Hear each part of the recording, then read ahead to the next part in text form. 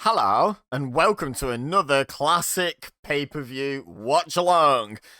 As you can see by the date in the top corner of the screen right now, it has been 25 years today since WCW and the nWo presented Spring Stampede 1998. Now, let me get this out of the way for those of you that don't understand what copyright law is. For some reason, in the year of our Lord 2023, people still don't get it. I'm not going to be showing this show here on youtube.com because I'm not allowed to, because I don't own it. It's as simple as that, really. So, if you want to participate in this watch-along, you will need your own copy of Spring Stampede 1998, be it on the WWE Network, be it on Peacock, be it on a VHS from back in the day. I don't really mind how you want to watch along, but you will need another source. Now, I am going to show about 5 seconds or so of the show, just so you can check you're in sync with me when we press play. But beyond that, it's just going to be a static screen, no audio from the show either, just me talking. So, yeah. The trick here is to pause my video, go load up the network, Peacock, your VHS, your DVD, whatever. I don't even think DVDs were a thing in 1998, were they? Maybe. I'm not sure. Anyway, and get to the point where I am now, where I am paused at the very beginning, ready to press play. Then you can unpause my video, and we're going to do a countdown. We're going to do 3, 2, 1, and I'm going to hit the play button on my controller. I'm watching this on my PlayStation. I'm going to hit the play button as close to the microphone as I can get away with, so hopefully you hear it. But I'm also, like I said, going to include the first few seconds of the show, so you can make sure you are as synchronized as you feel you need to be to enjoy the experience. So, pause this video, go get set up, and then unpause. And I am going to assume that everyone has now had the opportunity to do that. So the next thing we're going to do is 3, 2, 1, then you'll hear a button press, hopefully. If not, you'll see the video start playing, and you'll be able to sync up that way. So, 3, 2, 1. There, that felt like it was pretty loud. Okay, so we're gonna fade out now. There we go.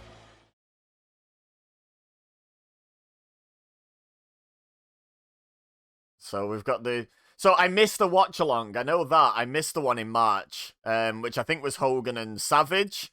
So I guess we'll do that in 5 years for the 30-year anniversary.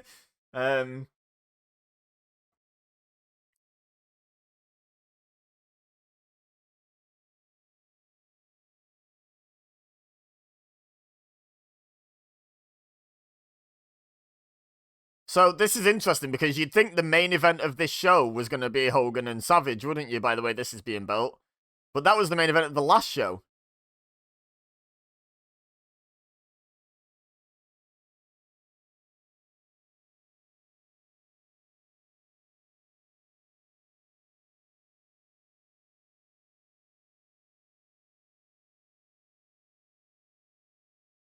Alright. There's a bit of dissension in the New World Order. But yeah, not a mention of Savage Sting, really, there, was there? Which is the main event of the show, as you would have seen on the screen. It was in the description. But yeah, Hogan and Nash are teaming up. I don't actually know who they're taking on. And I know it's Savage and Sting in a no DQ match for the world title. That's all I know about the show. That's all I know that's coming up. I don't even know if I ever watched this. I was a WCW kid. I don't think I watched a lot of the pay-per-views, though. The clue is in the name. I don't recall the Savage Sting match. I'm quite excited for it, because, you know, yeah, this isn't peak Randy Savage, but Randy Savage was great, like, throughout pretty much his entire career. And he had some bangers in WCW in the nWo. What an announced team. What a lineup. Oh.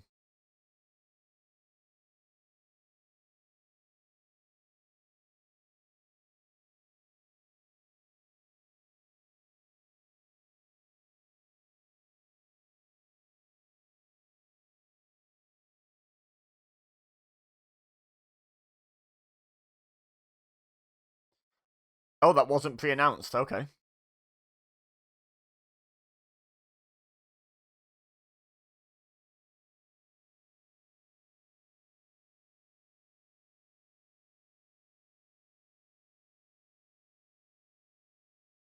So, I'm glad there was a second announcement because Macho Man's not going to be wearing an arm cast is an attire announcement.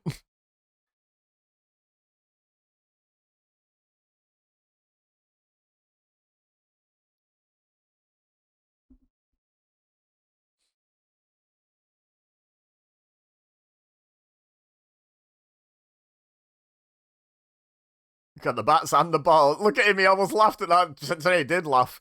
I do love the dynamic of Bobby Heenan being a heel color commentator, but not siding with the NWO. I always thought that was a good detail. Keep him heel, but he still didn't like the NWO. It was like no one in WCW likes the NWO. That was the message, wasn't it? Alright, we're starting things off with a tag team match player, it looks like. Oh no. Just being accompanied, it would seem, by Kidman.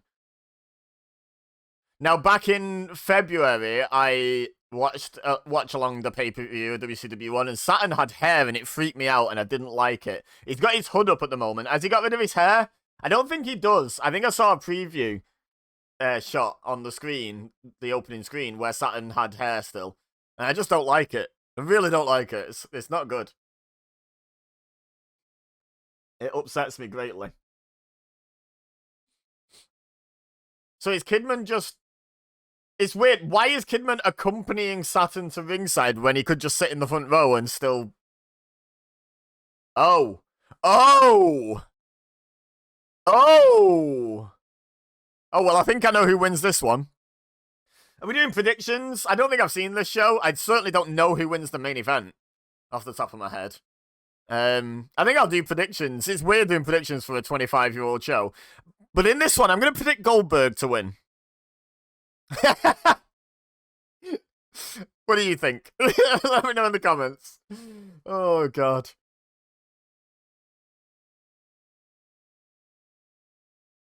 G. He's been abandoned by all his mates with the Oldberg or Goldberg signs, but he's still there with his G. Tree. They let a tree in the arena. I suppose if you have a ticket.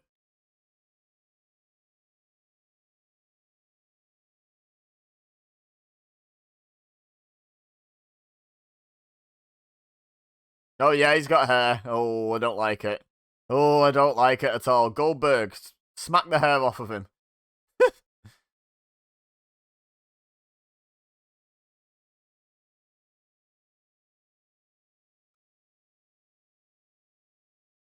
Anticipate this isn't going to be a long opener. Okay. That wasn't the smoothest transition, but yeah, the throw went well.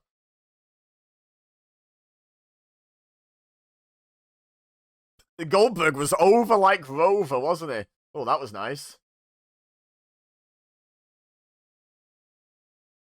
Is that not a DQ? Oh, dear. Oh, dear, Kidman. Oh, dear. Yeet! I think you're supposed to kind of float them down so it's an easier catch. Goldberg just launched Kidman at Saturn there. Like...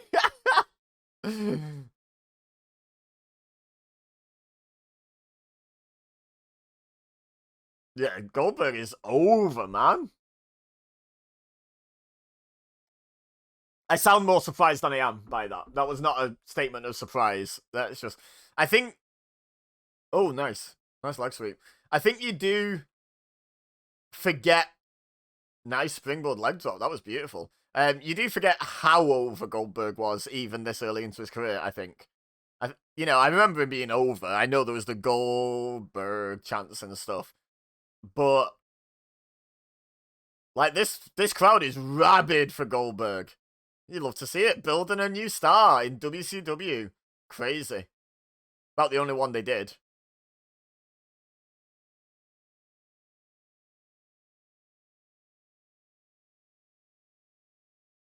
I mean, DDP, I guess. Was pretty well built.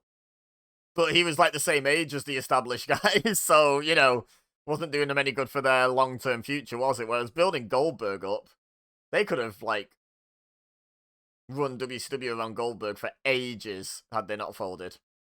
Had they not, you know, been WCW 2000. Oh, here's Kidman again. No, he says, I've had enough of you, mate. Cheers.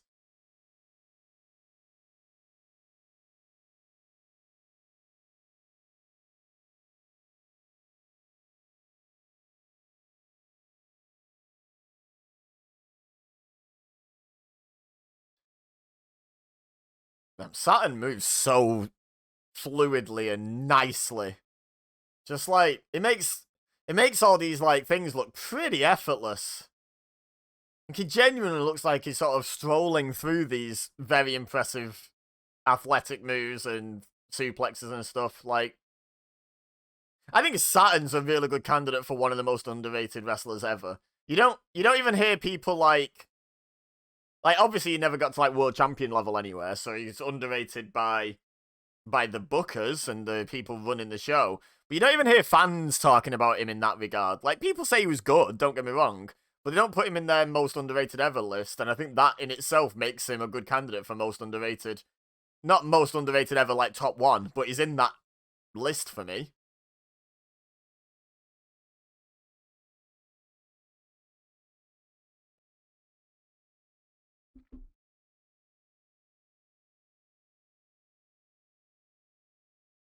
Oh no! He didn't make that look effortless, did he? Good save by Goldberg. I think that was supposed to be an Asai moonsault. But good save by Bill. So inexperienced, and yet he made sure Saturn was safe there. Fair play. I think Saturn would have been safe even if Goldberg hadn't have saved him, but that's not the point, is it? Nice spinning wheel kick by Saturn off the top as well. Going for the Fujiwara. Armbar! He's been reading Chris Jericho's list. Had that happened at this point? That promo? I don't know where that fits in, like, timeline-wise.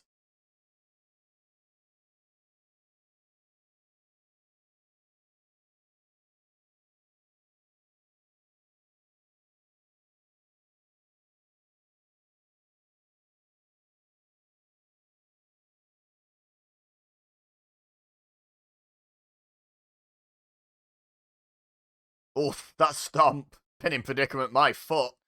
He ain't gonna pin him, he's gonna beat him up and then spear and jackhammer him. That's what he wants to do.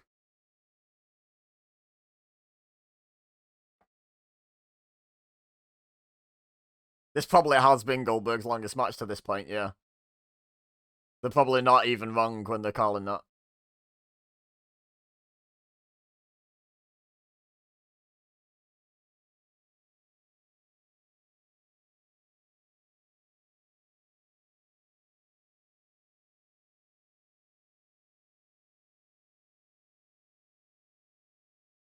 Saturn and Hammer. I really thought they were going to say Saturn and Raven, because I remember the Saturn Raven feud. Apparently, with Saturn and Hammer having issues at the moment.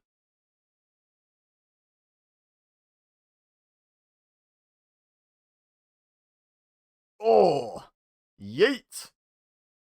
Somewhere watching this right now, Bret Hart just flinched.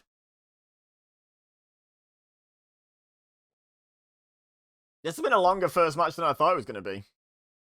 Like, genuinely thought this, like, thought it was going to be a bit more of a squash. Like, I'm glad they gave Saturn some offense in this. It does the world of good for Goldberg to overcome a little bit of adversity, and it does the world of good for Saturn to put up the best fight so far against Goldberg. I mean, with hindsight, it didn't get Saturn anywhere to put up the best fight so far against Goldberg, but in the moment, you know. Oh, it's not over!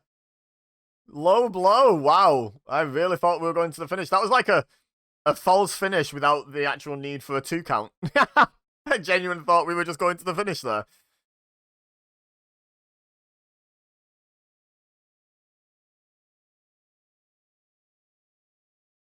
For a super play, and Goldberg says, I ain't taking bumps like that just yet, sunshine.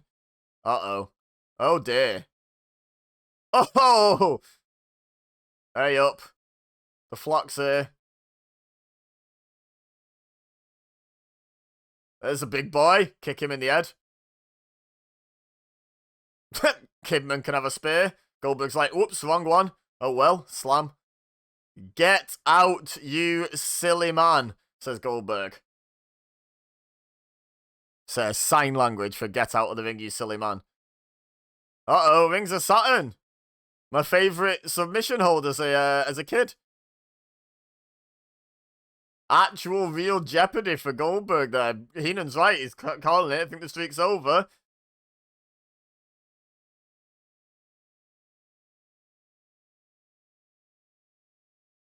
Is he going to DVD him as well? Because that was Saturn's move, right? What's he going to do? No. That's... Okay. It didn't go as well as it could have, but still pretty damn impressive. Like, that was a pretty cool idea for a finish. I wonder if that was Saturn. I wonder if that was Saturn's idea, or if the... Like, did WCW have, like, agents? I assume they did. Like, what they call... What was the non-WWE name for them? But you know, like, the people who put the matches together, the experienced ex-wrestlers that put together matches for current wrestlers. Did WCW have that? Or did they just get told, like, here's a finish, here's the idea of the match? Now go do it. I don't know. Does anyone know, like, the inner workings of that kind of thing? That's watching? Let me know in the comments. But either way, I'd kind of put money on that being a Saturn idea, that finish. Pretty cool. Pretty cool, honestly. Not perfect in how it came off. Like, I'm sure in their heads it looked better than that, but you know what? It still was pretty damn cool. Saturn fought for that, didn't he? I feel like Goldberg, like, there was a few moments, like the press slam and stuff, where he's press slam bigger guys than Saturn. Had he been slacking in the gym leading into this? There was a few moments there where I was like, why is Goldberg seem weaker than he should?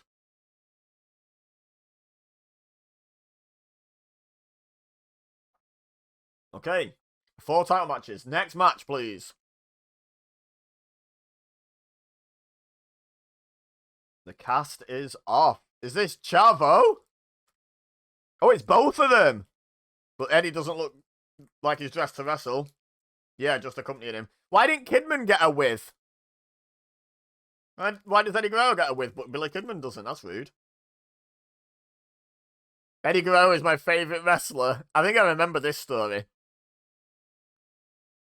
Chavo, like, having to put up with Eddie. Yeah.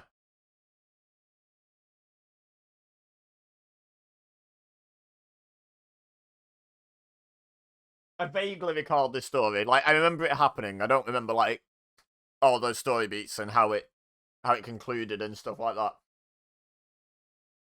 Chavo versus Ultimo Dragon, though. Should be a fun one. I've probably broken this one out before at some point, but I do want to tell my little story about Ultimo Dragon. He came to the UK to do, like, a British indie that I went to. And I've always liked Ultimo Dragon. As a kid, I liked him in WCW. And, like, I just liked him because he looked cool. You know, I was a kid. But after that, I grew to appreciate that he was actually pretty damn good as well, you know. So, hang on. Excuse me. Sorry about that. Woo!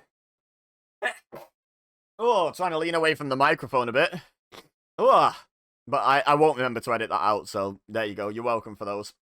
But yeah, anyway, so I was really excited. I was going to go anyway. I used to go fairly regularly to that indie, but I was really excited to hear that Ultimo Dragon was going to be on the show, like wrestling. I've got another sneeze. Oh, boy. Whew.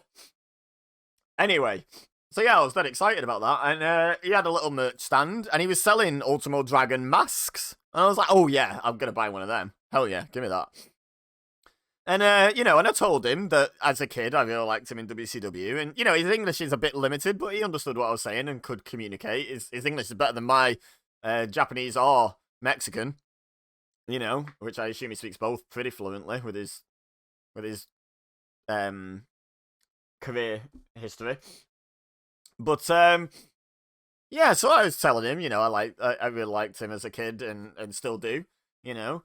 And he was a nice guy, and we had a brief chat, and then he was like, he sort of signaled for me to give him the mask I'd just bought. So I did, I handed it over, and he signed it. And I think I only paid like £10 or £15 for the mask, which is cheap in the first place, to be honest. It wasn't super expensive anyway, I know that. Might have been 20 quid. But then he signed it for free. And I was like he signed it on, you know where he's got like markings on the side. I think it's like a pale blue mask, and it's got like white markings on the side. And he signed one of the white markings on the side, and yeah, I was just like, that's super cool, thank you. Like, so yeah, just really good experience meeting Ultimo Dragon. Really nice guy. Although I've had a really good experience meeting Tommy Dreamer as well, and after the old Dark Side of the Ring shenanigans, not convinced he's a nice guy anymore. So, you know, I suppose just because someone's nice to you doesn't mean they're a nice person, but...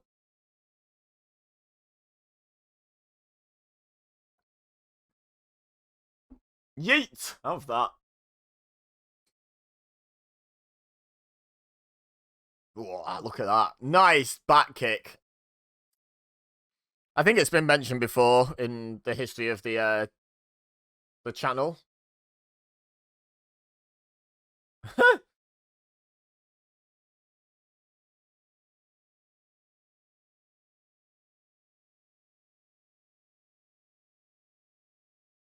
Go on, Heenan, tell him. So yeah, it's no secret. I don't think that I did martial arts for quite a long time, starting as a kid. I used to love doing a good back kick, so I can appreciate a nice back kick. Obviously, it's a working back kick, but you know, it was there's not a lot of working about that. But that, you know, it was nicely executed, if not intended to hurt. It's hard to make a back kick look really good when you're not trying to actually, you know, lay it in. A bit. Oh, a stump puller. I'm gonna say that they're gonna say you don't see many of them nowadays, but this isn't nowadays. It's 25 years ago. 25 years ago, guys. Crazy stuff.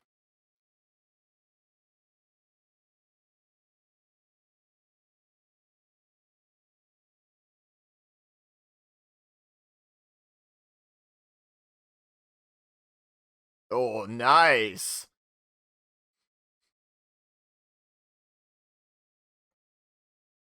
I wish I could justify using that as the thumbnail. Like, I need to use a bigger star, let's be honest, but that was a nice little visual.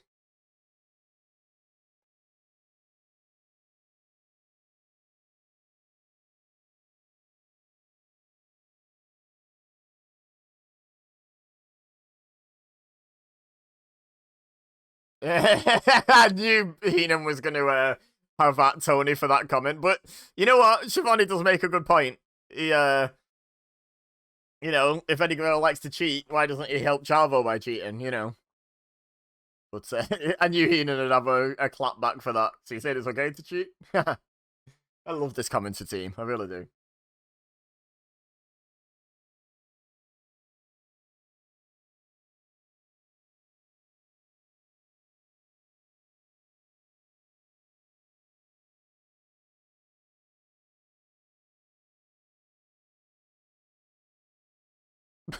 Okay.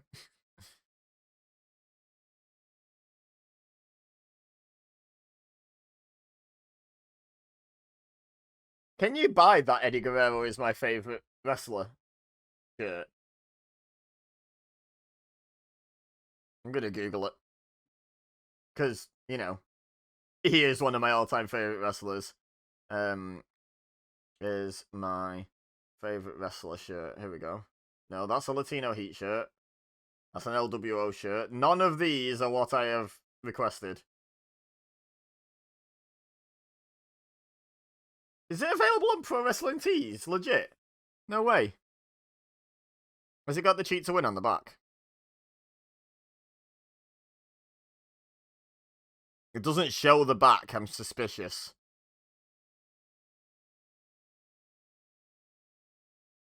I want to see the front of the shirt as well to compare. Make sure it's accurate.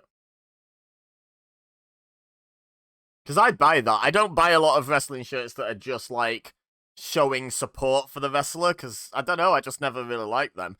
I like the ones that have, like, a slogan and stuff.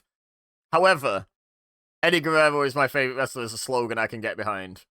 Come on, Eddie, show me the front of your shirt. I'm trying, Mom.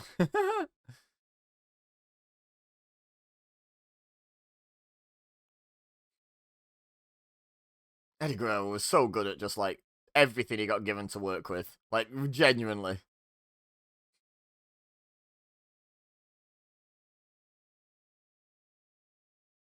The font looks pretty good, you know? Are there any with it on the back print as well?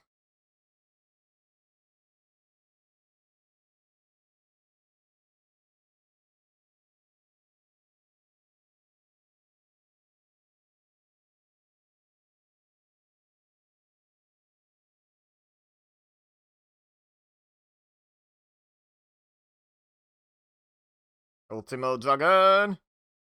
Oh, Chavo reverses. Oh, I'm getting distracted looking for this shirt, but, you know, I'd like to know if I can get one. None of the ones I've found so far have shown the back, which implies there's nothing on the back. That print's not good. That's nowhere near right.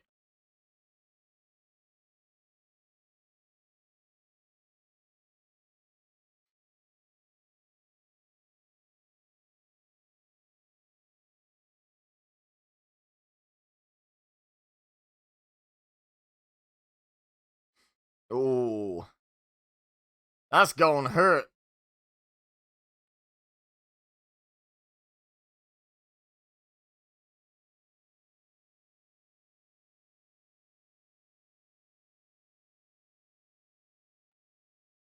Yeah, I think my best bet is just going to be to buy it from Pro Wrestling Tees, and it just won't have the cheat to win on the back, I guess.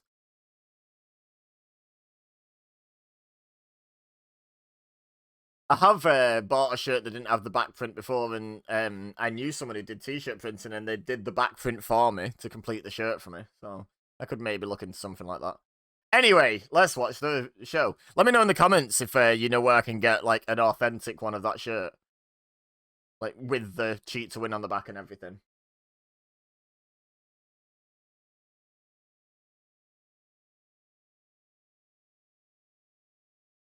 Wait, he's not being very nice, is what he's up to.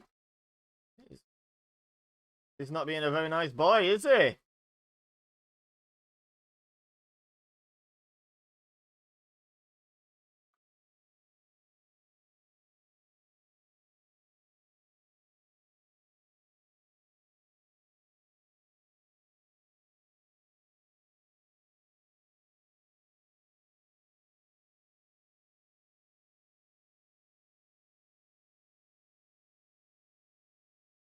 Oh my goodness, he basically cleared Ultimo Dragon there. That was incredible. Go on then, Chavo. Huh? And he's like, alright then. Calm down, Chavo.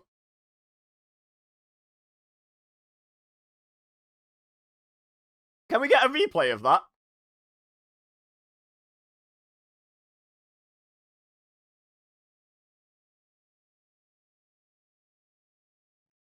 Oh.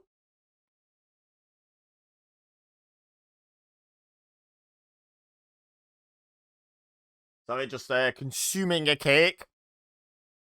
The beautiful thing about these watch-alongs is when I shut up, you've still got entertainment. Oh. I like that these opening matches where, let's be honest, WCW didn't really see anything in these guys. They didn't see Chavo Guerrero as a future world champion. They didn't see Ultimo Dragon as a future world champion. Hell, they probably didn't even see Eddie Guerrero as any sort of future world champion either. You know, So, but despite that, they didn't give any. They didn't give him no time, did they? They gave him plenty of time.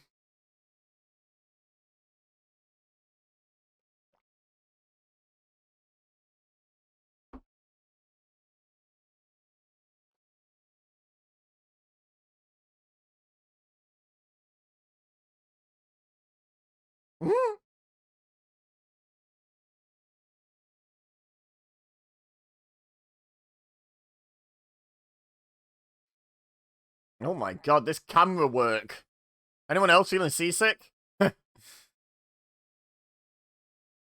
Disqualify him! Win for Chavo for getting struck from the outside. Oh no, the referee wasn't watching.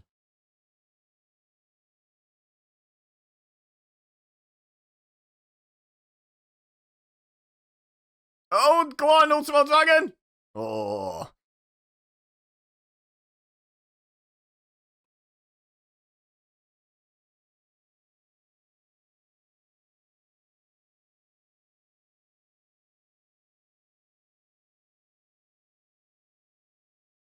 Oh. Okay, Brainbuster.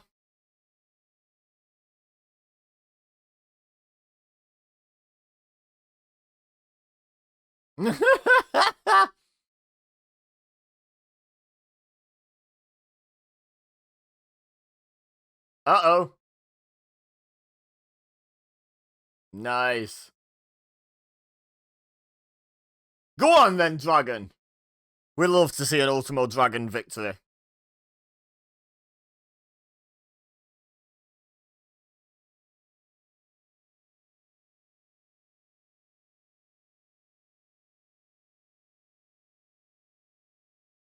Yeah, well, that was a good match and a good story being told as well. Nice to have a good match with the story happening without losing too much in match quality. Good, well executed in my opinion.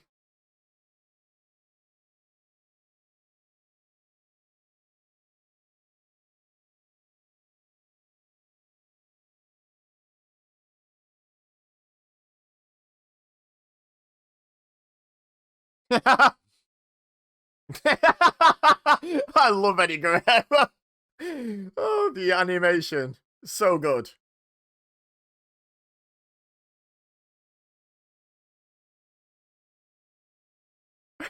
He did the animation of Ultimo Dragon having problems with his groin, shall we say, and jumping around holding his bits. And then it goes like to simulate what Chavo was doing while that was going on. Oh, amazing. Just so much talent involved in this. Ultimo Dragon and Chavo Guerrero in the match, and Eddie Guerrero just I've thoroughly enjoyed all of that. Honestly, I think the highlight was Eddie Guerrero going. Oh, wonderful stuff.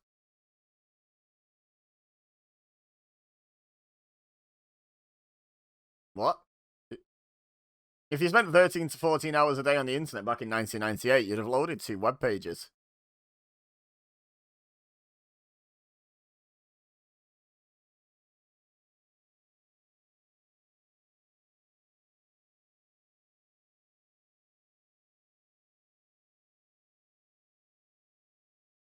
DDP Raven. Okay, I'm here for that.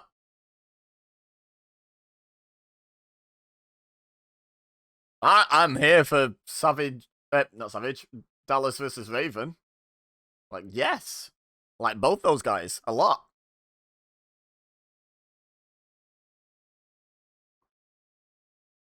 Oh, heck. Keep your comments, reasonable. If the obvious debate breaks out, keep it respectful. But I'm gonna personally, as this is a wrestling watch along, not a philosophy lecture, morality lecture, I'm gonna focus on what happens in the match. That's the choice I'm gonna make. If you're not good with that, then I don't know, find a way to fast forward both videos by the same amount. or something. Like, skip through on the network to the end of this and just keep track of how much time you skip and then skip the same in the video and then set them both going again, I guess. Would be a way to do it. You know.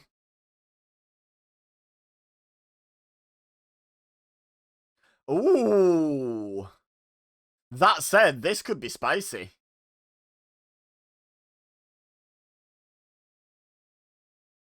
They give everyone's address, do they?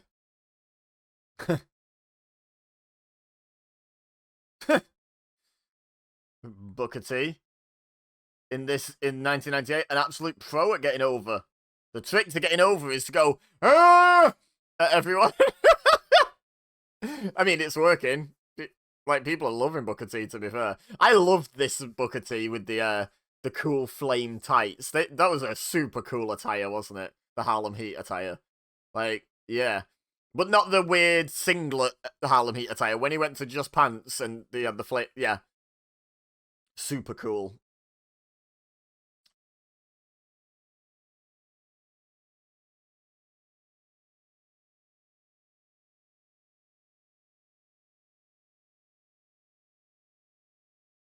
So I'm guessing this is for the TV title.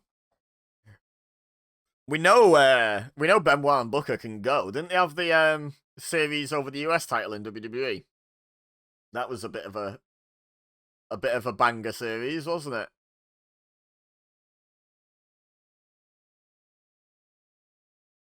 This should be good. There's another. I mean, it's working for him. Like, the crowd respond every time he does it. But just like, did he pitch that? Like, you go to Eric Bischoff and like, so I've got an idea. I mean, it might have predated Eric Bischoff, to be fair. But like, go to whoever's in charge of like, I know I'm going to get over out there. I'm going to look at the crowd and I'm going to go, ah! And they're like, love it. Love it. It's gold. It's gold, Booker. Gold.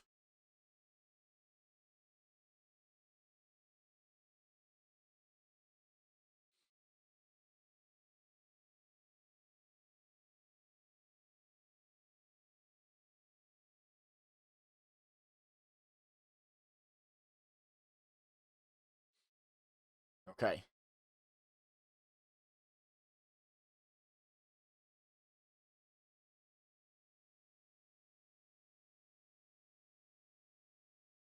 I've never won any championship gold. I was about to say that's a questionable statement, but there's never won any championship gold, then that's going to be a shorter list of other people to debate it about, isn't it? Be a video, that. Let me know in the comments if you'd like to know the best wrestlers to ever wrestle in WCW and never win a title in WCW. The best wrestlers WCW wasted, basically. But that's any title, not just the world title. Because who's the best wrestler to never have won a world title conversation, while interesting, there's like 5 or 6 answers that everyone agrees it's one of them, isn't there? There's like, there's Scott Hall, there's Mr. Perfect, there's Roddy Piper, there's Jake Roberts. I'm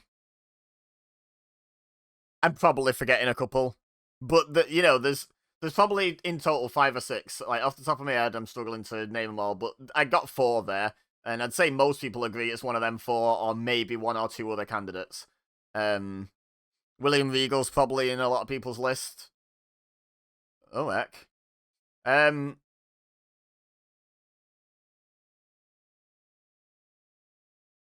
But yeah, like, the debate of who's the best wrestler to never have won any title in a certain company. Now, that's one I've never actually seen. I've never actually seen or heard that conversation happen, that debate. Yeah, let me know in the comments if you'd like me to do that. It'd be a while from now, because I'd have to do quite a bit of research and stuff. Essentially, I have to go through every title that's ever existed in WCW and go through all the history and just... Well, I'd have to get a complete list of everyone who's ever wrestled for WCW, and then I'd have to go through that list, like, marking people off as I see a title reign in any of the title histories, I guess. to take a little bit of time. And then I'd have to decide, like, who I think's the best. And if I do it as, like, a top 10, I'd have to, like, yeah. So it'd be a little bit of time from now, but I'd be down to do it. Absolutely. I know I did my list of top 10 WCW wrestlers missing from the invasion, and I think that did all right, you know, on the channel. I think that got some views, and I think it was a pretty good video, to be honest. If I do say so myself.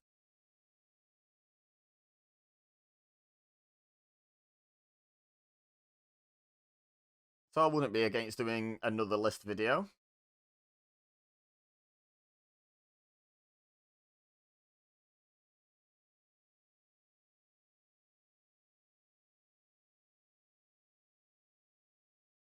Right, it's currently 1, 2, 3, 4, 5, 6, 7, 8, 9, 10, 11, 12, 13. My 14th most viewed video on this channel, that list. Which isn't bad when you consider how many videos I've put out.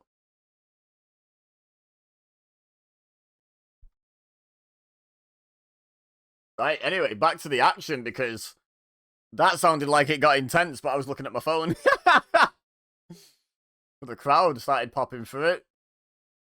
There was a lot of stampy noises, and then there was a referee counting, so I'm guessing Benoit was beating Booker T in the corner. Oh, floaty little Irish whip reversal. Oh, nice pendulum backbreaker there by Booker.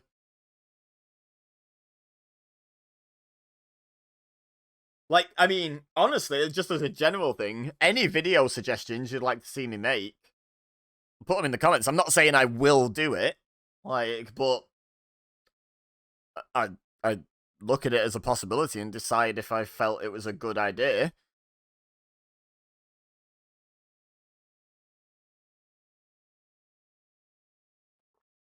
But you know, unless it's so much stupid, like, you know, a really silly suggestion that you probably know is a silly suggestion when you leave it, I'd probably be down to do it.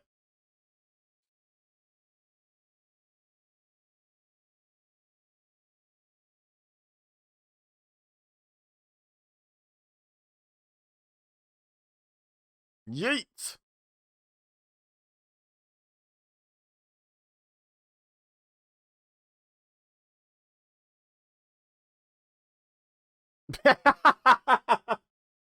I know that. He didn't say that. Love it. I love Heenan.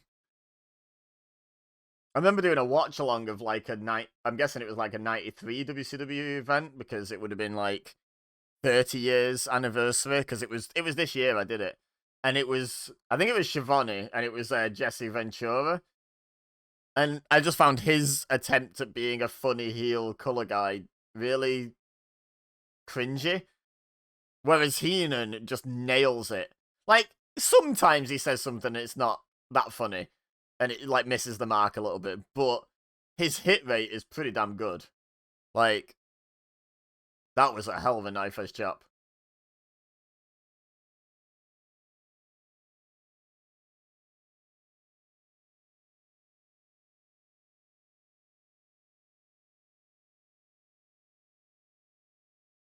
So Booker T is very obviously a babyface in this.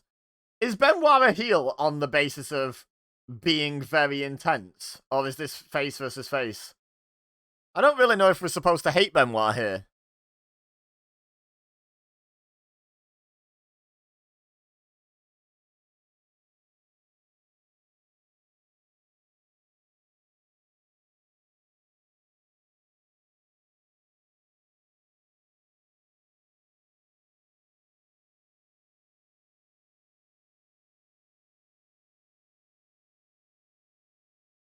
Nah.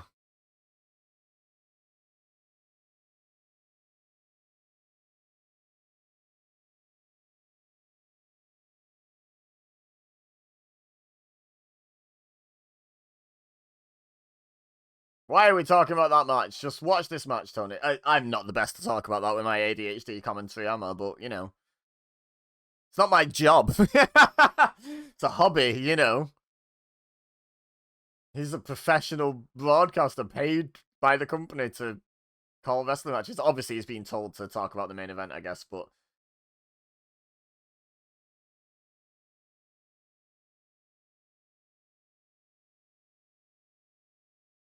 Uh-oh. Belly to back. Suplex. Tony Schiavone has a knack for changing the tone of his voice like he's calling the match, but he's actually talking about something completely different. Like, when Benoit hit that suplex, he was like, we don't know what might happen, and then just carried on talking about what he was talking about. Didn't call what happened at all. There we go. Mike Tenay's got us back on track. Go on, Mike Tenay. I keep talking about how much I love Bobby Heenan, and as much as I give him grief sometimes, I love Tony Schiavone as well. I don't think I talk enough about how much I like Mike Tenay on commentary. What an interesting role that Mike Tenay has. He's not a color commentator, and he's not a play-by-play. He is like an analyst. Like an expert analyst. And as much as sometimes I think, who the hell cares when he starts yapping on about, like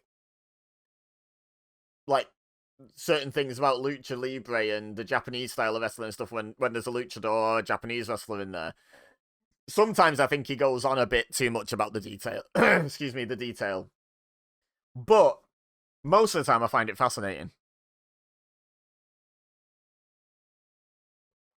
And even now, watching it back in the year of our Lord 2023, he still will say things about, like, wrestlers or wrestling in general when he's doing his analysis. And I'm like, oh, interesting. Like, I learned something from it. And I've had 25 years since he said it to learn that information, and I still don't know it, you know? So, like, he's very, very well informed, very insightful. It didn't change hands, though. Snap suplex. Does anyone have a better snap suplex in history than Chris Benoit? It was so snappy.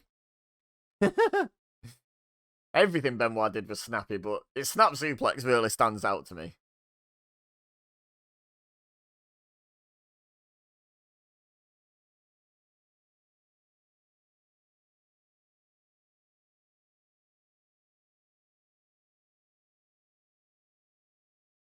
They've only gone 10 minutes. This feels like a way longer match than that. And not in a bad way, not in a, oh my god, this is dragging way. In a way that there's been so much in it. They can't have only just gone past the 10-minute mark. German suplex, here we go. Suplex City.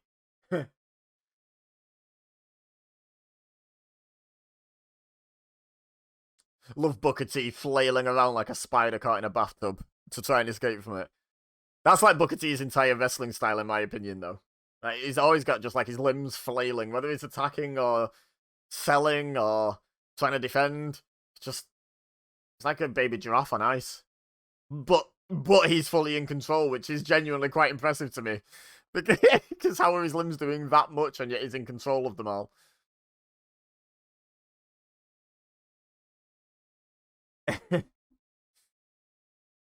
Benoit just hit himself in the face with Booker T's arm. Well done, Benoit.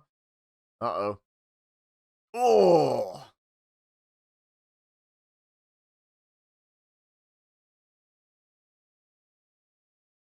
I mean, Benoit hit first, yes, but I don't think that's the measuring stick for who's hurt more by a move, is who hits the ground first, right? It's who takes the bigger bump and the bigger fall, and that was Booker.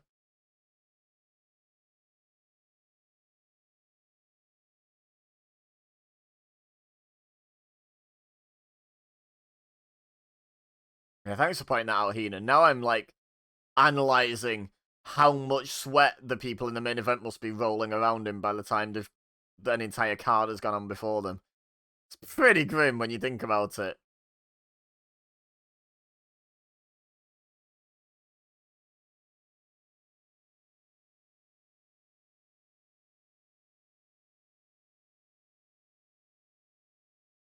That's not a sidewalk slam. That is a spine buster. I'm sure he did that in the one I watched in February, and I shouted at him for it then as well. Is in no way, shape, or form a sidewalk slam, sir. Mr. Schiavone. Oh, that looked like a legit head collision. I don't think it was. I think the arms got in the way, but it looked good.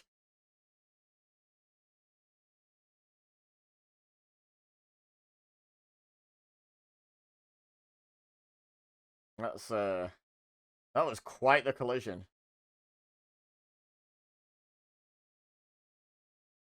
And Spinneroonie! Functional Spinneroonie. Again, I think we talked about this in February, how the Spinneroonie actually had a point in WCW.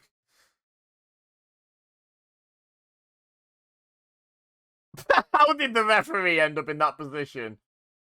Like, I know Benoit pulled him in the way at the end there, but why was the referee stumbling around like he was on his 15th beer?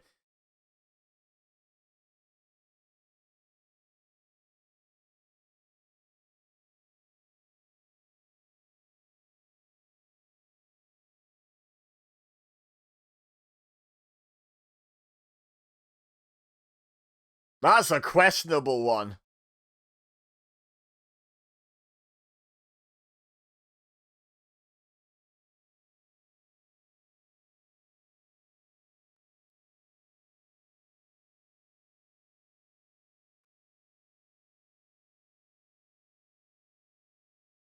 So they're keeping that for you. I've just realised I've not been doing predictions. I did it for the first match.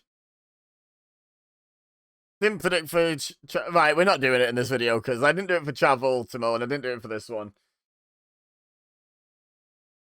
It's fine. I got 1 from 1. Undefeated. It was a Goldberg match. Oh, anyway.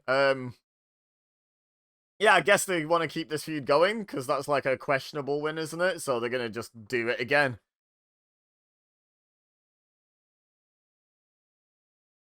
Well, is Benoit going to batter the ref? Oh, I thought he was going to go for the ref then. I mean, didn't he pull Booker T in the way? Is that not what we were supposed to see from that? Otherwise, why did the referee duck his head down and take an axe kick?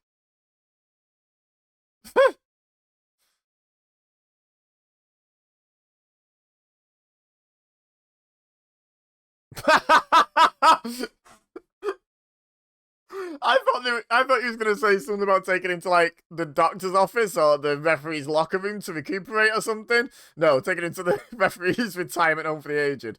So he walks round. Yeah, it was Benoit. Yeah,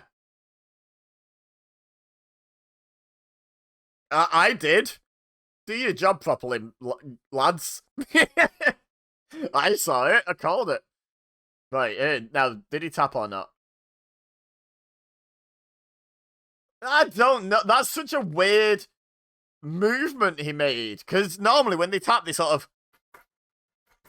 I don't know if that picked up, but they tap multiple times, like, in quick succession. Or even if it's not that quick, it's like rhythmic. That wasn't anything. It was, I think it was deliberately ambiguous. It was like halfway between a tap and a reach for the ropes. How did that play out? Let me know in the comments, because I assume it's finished by next pay-per-view. It's TV champion. They can resolve this on TV, can't they? British Bulldog. Oh, hello. Who's this? Jim Neidhart. All right.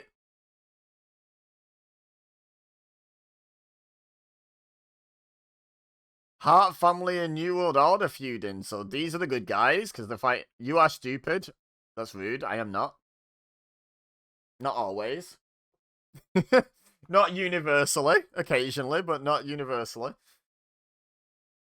All right. So who from the nWo is he fighting?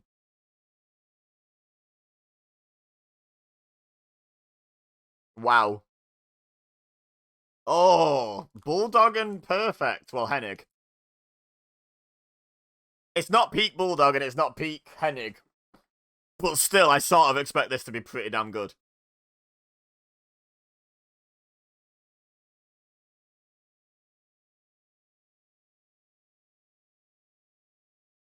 It will be handcuffs. Kinky.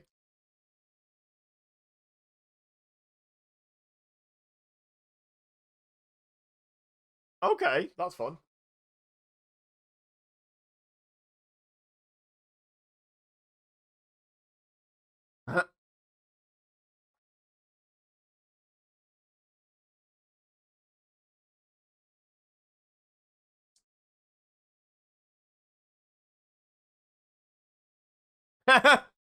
Heenan, hey Rick!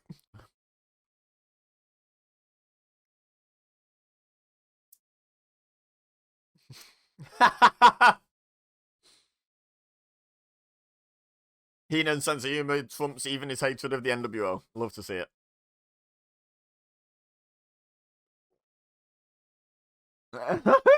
Dude, what? Yeah, flew him in. At least he's running with it for the humor of it. Why does Neidhart need to have no shirt on? Like, he's just a manager. Like, Rick Rude comes out here and see Jim Neidhart forgot to put a shirt on. Amazing. Who's she? I mean, obviously she's the wardrobe department collecting Bulldog's ring jacket and stuff, but like, she was just awkwardly caught in shot then, wasn't she? Jim Neidhart's keen. I think you might have to buy him a drink first, Jim. Wait, I've just realised something pretty sad. I'm pretty sure everyone involved in this match has passed away, right? Rick Rude's the one I'm not 100% on, but I'm pretty sure. Actually, yoo-hoo! I'm just going to confirm that. I don't want to declare someone dead who isn't. Like, that's not great.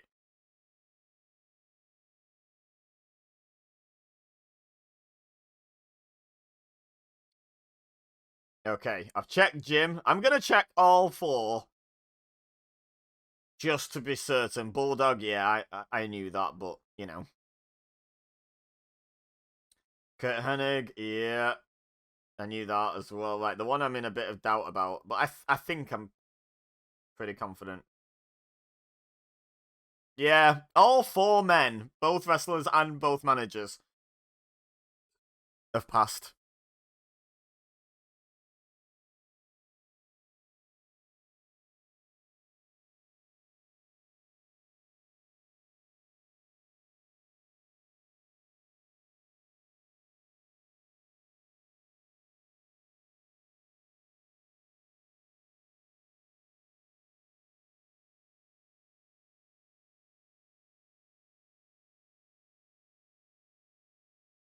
Right, okay. So let's focus on the in-ring action now. Rest in peace, all these guys, of course. Then about the ref. I actually don't know who the referee is. The commentators probably said his name, but I was busy Googling the wrestlers and managers.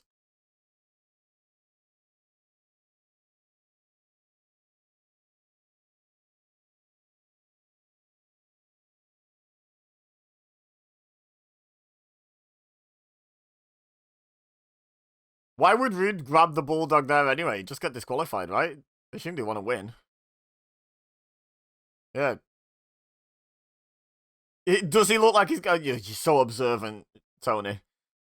So observant.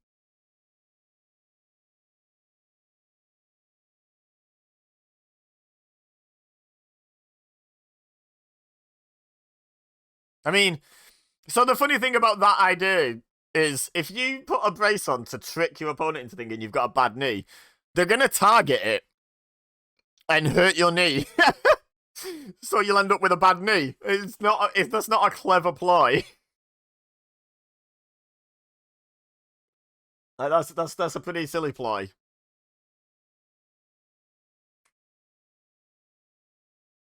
I would not particularly want to direct my opponent to hurt any part of my body.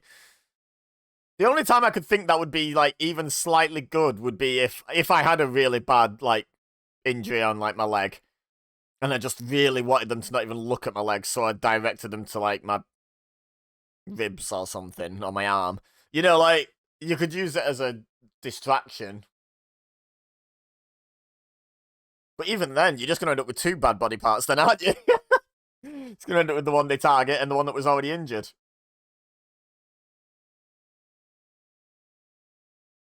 This is a fascinating match with the babyface working the limb of the heel constantly. What are you trying... Bye, Rude. What's the, like... What's the plan if A, he knows he's handcuffed to Jim Neidhart, I get it's for the spectacle and what have you, but it makes no sense in kayfabe. He knows he's handcuffed to Neidhart and he knows why. But yeah, secondly, he's just gonna get his man disqualified anyway. You wouldn't cheat this blatantly.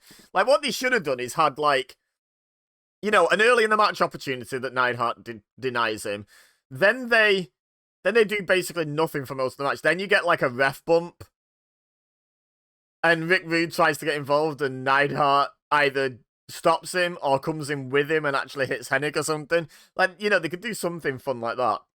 Or pushes Rude into Hennig, who then stumbles into like a running power slam or something. I don't know. I'm not trying to like book the whole thing. But like, him keep trying to dive into the ring when the referee's blatantly looking at him just seems a bit silly. I thought we were going to get a dragon screw leg whip then, but no, we got another punch to the knee. Or forearm.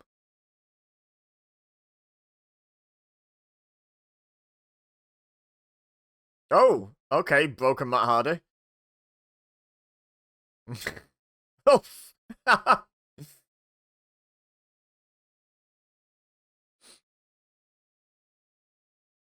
go for the legs, Limey. Wow. Wow. As a Limey, I find that pretty funny. That is not a figure four, Tony Schiavone.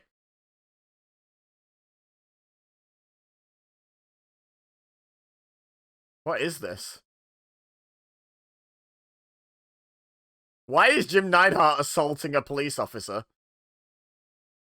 Like, what is happening? Why?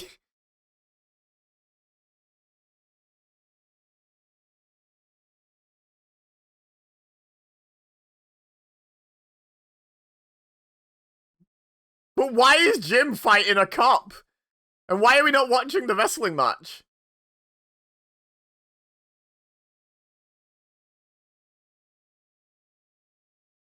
It should be. That's not the finish. That was incredibly lame as a finish. Is that Virgil? Oh, it's Vincent! Oh, so that's why Jim's fighting him.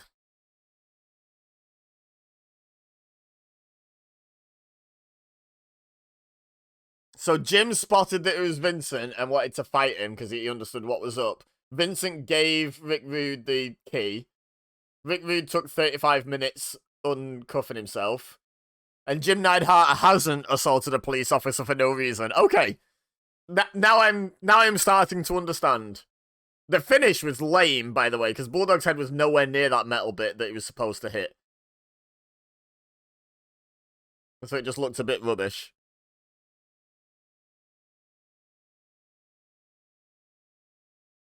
And Tony Schiavone doesn't know the difference between a figure four and a sharpshooter, so that's fun.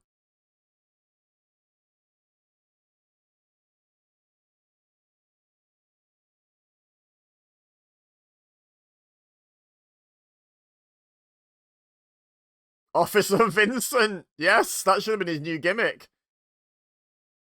Officer Vincent would have been a main eventer anywhere in the world. I hate the bell ringing thing. I've said this before. Stop ringing the bell, they're not listening. It's just annoying. Doesn't do anything. It's just annoying. I hated that so much. WWF/WWE didn't do that, did they? Like, it's the WCW thing, right? Mark Curtis, there we go. That's the referee's name. Oh.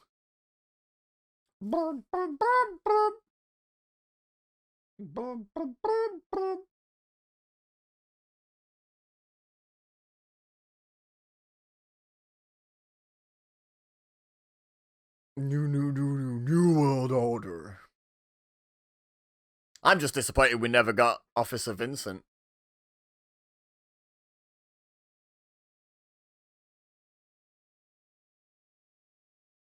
Oh, did he drop the nightstick? Yeah. It's not a towel, Kurt. That's the problem. Just leave Jim Neidhart there for the rest of the show. That'd have been amazing.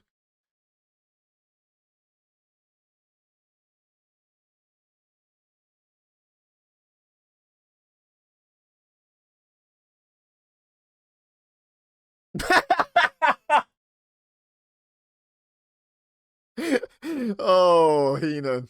Thank you. Again. Thank you, Bobby.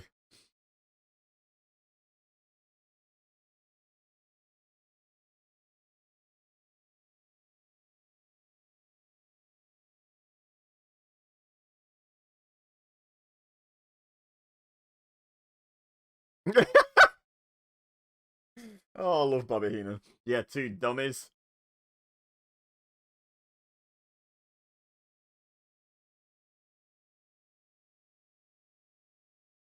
Ooh, another title match. What we having? What we having? Who's this?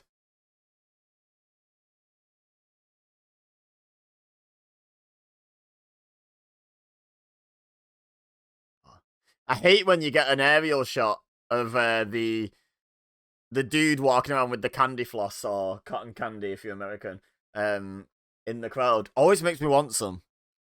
It's never a thing I just think of, oh, I'd love some candy floss. But when I see someone selling it in like a crowd at an event, I'm always like, yes. It's like toast. I never want toast unless I can smell toast, and then I really want toast. Anyway, Prince Ayakea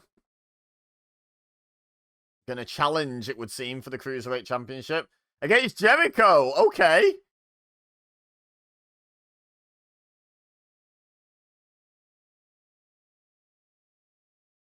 He's got a microphone.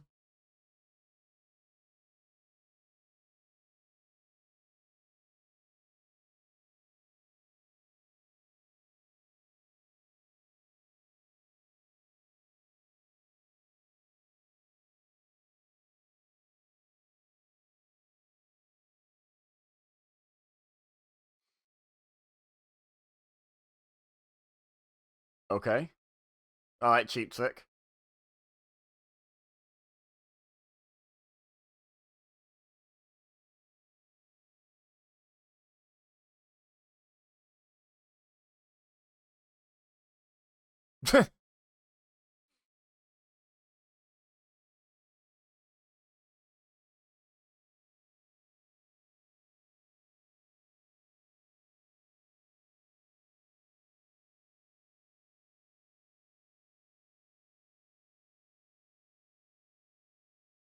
Hashtag ad.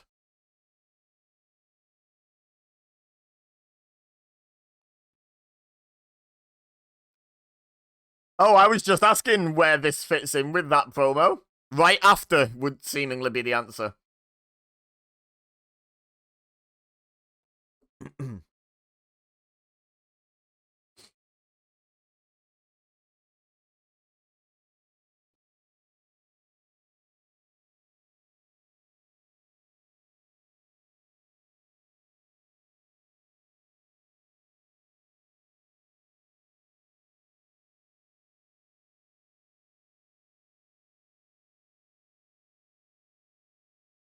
Using the belt as a mirror. Giving him mic time during his entrance and stuff, though. Like, it's weird. It's a weird sort of juxtaposition, isn't it? Of, like, giving these younger stars, like, opportunities to get over and get the crowd on side with them or against them if that's their job, and you know, giving them time to make the match good and time to cut a promo and stuff like that. Yet at the same time, having absolutely no intention of ever going anywhere near putting any of them in a main event. Like, it's weird. I guess they just want everyone on the card to be over, which I understand, but like, isn't that eventually going to backlash where you have everyone equally over? And then people are like, so why are we only seeing these guys get title matches when we support, like, vocally, we support Chris Jericho just as much as we support, like, Lex Luger? Why is Lex Luger getting world title shots and Chris Jericho isn't? You know what I mean? Like, does that not eventually backfire?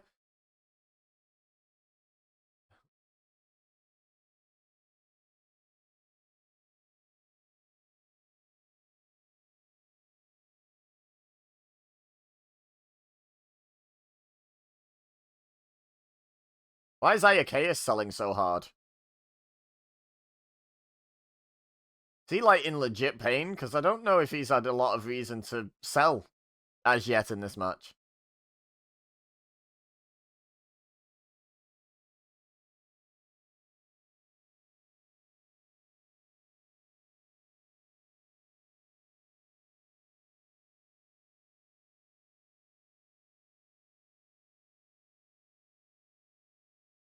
Oh, shoulder tackle, nice.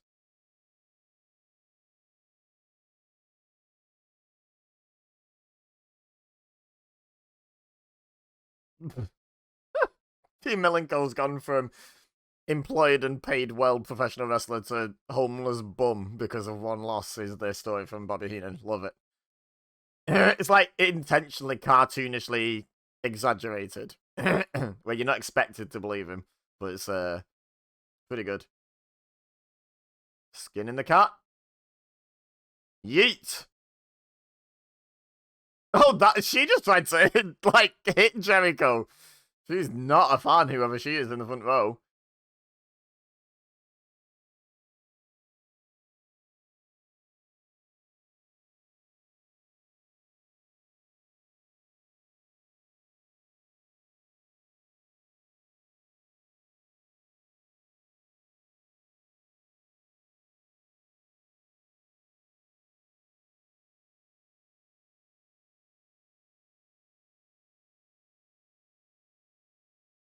He's pretty content with not ever hooking in that headlock. Snug at all.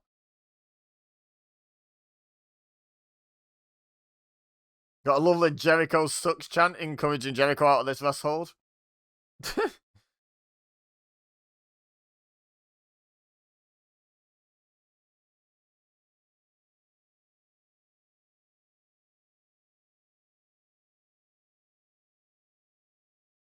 I wonder if Tony Schiavone is saying Prince there is the moment where the lightning hit and they were like, one day we're going to do a Prince gimmick with Prince Ayakea. Might not be that instance, but at some point someone said Prince and they were like, oh my god, yes, Prince. That's an easy transition and yet a massive gimmick change at the same time.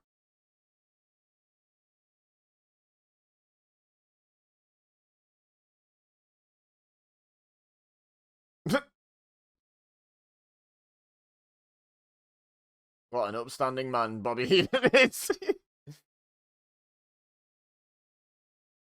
Textbook, if you will. Yeah, it's traditional, isn't it? Vintage Jericho. Michael Cole would say. If he were a commentator in WCW in 1998. I was going to say if he was a commentator in 1998, but I'm not actually sure if he'd ever been a commentator by then. I don't think so. He might have started appearing as a backstage interviewer by this point in WWF. I'm not sure. I don't know. When did Michael Cole first start appearing? Let me know in the comments.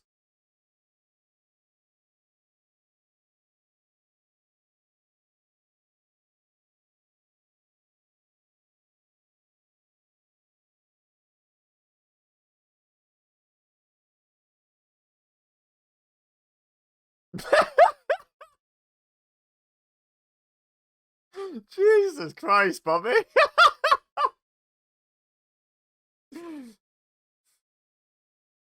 Oh my god.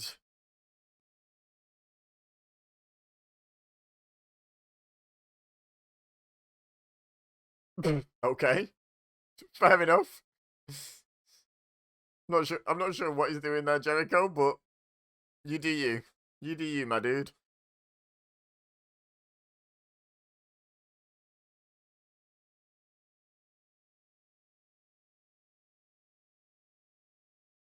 Got some toes in the mouth. He might be into it, who knows? Ain't gonna judge. This match is weirdly positioned on the card. In my opinion. Feels more like an opener. I feel like the Goldberg match would have been like a big crowd reaction whenever. But like midway through a show, after having some highs already, this feels very much like a match the crowd were never going to particularly invest in.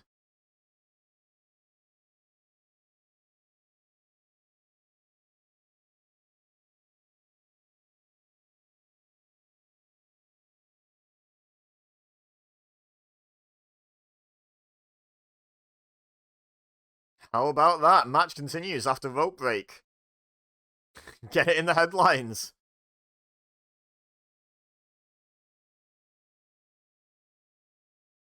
Ooh. I'm assuming Jericho wins this, but I'm not doing predictions, so you know. But I will say I told you so if Jericho wins.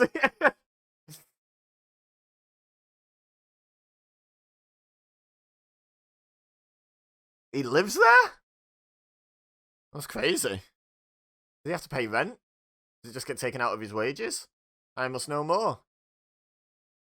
Why would he not just live, like, in a different bit of the arena? With a bit more room? Wow. Okay.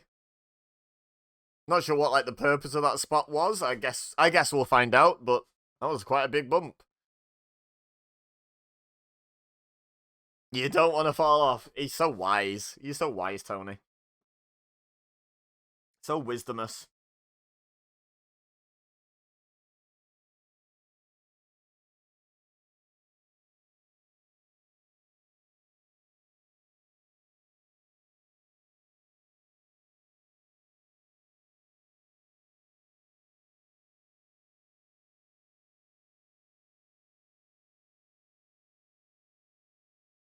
I mean, no, it didn't, because he never does it with the guy stood up there, does he?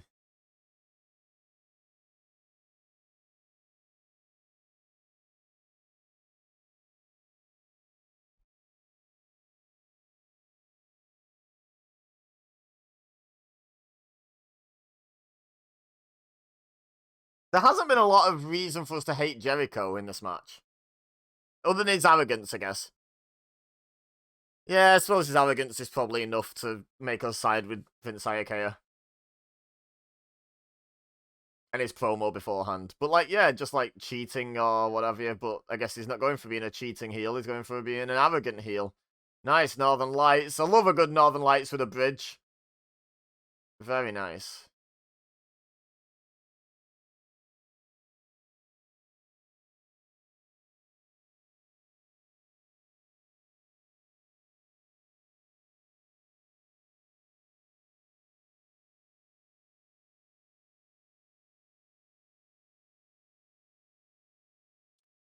Okay, they're going up top again. Clearly haven't learned a lesson from falling off before.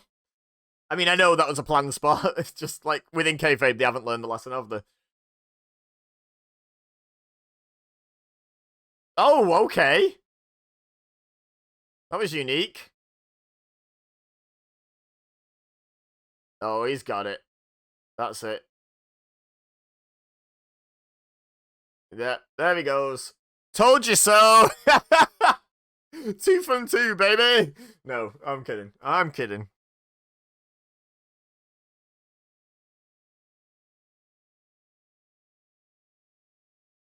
That referee, since he was holding it up, he's having a cry. Lovely.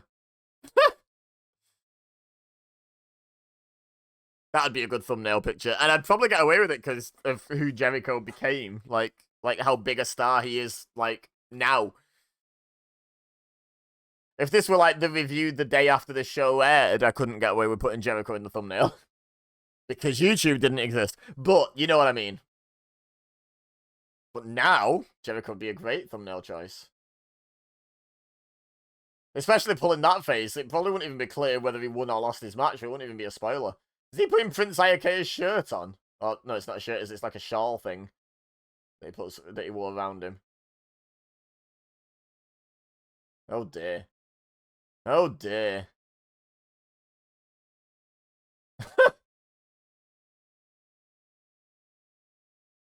Did he? Was that a stipulation of the match? He gets his thing? I don't know what one of them's called. I don't want to call it the wrong thing. Hey, up.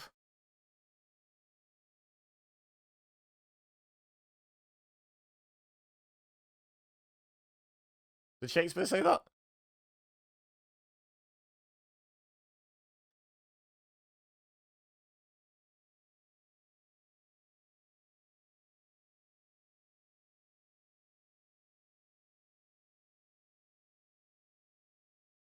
Revenge is a dish best served cold.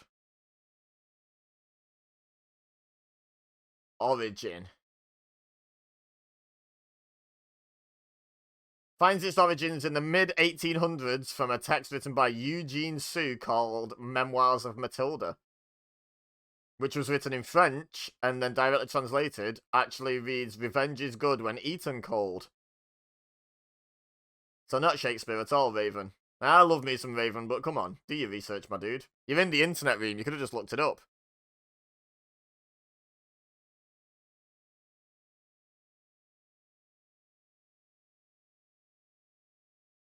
There you go then. Not Shakespeare. nWo.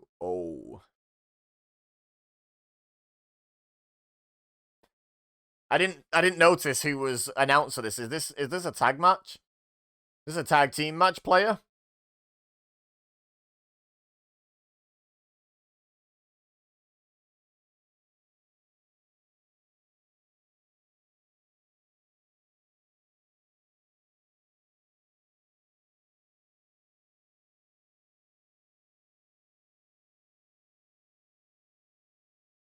So toxic, Tony.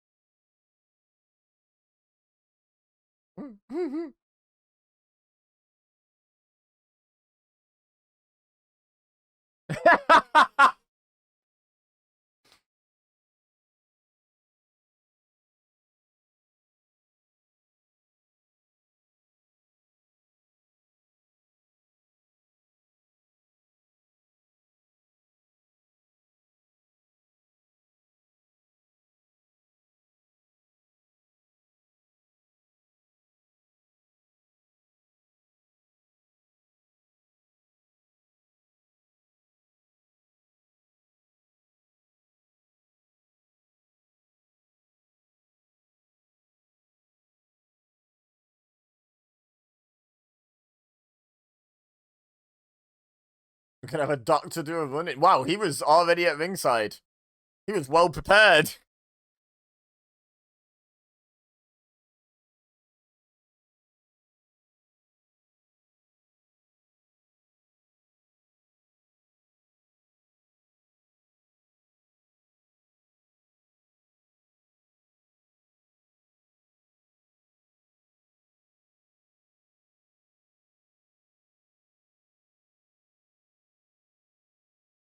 Do you think they might be lying, guys? This is a weird segment.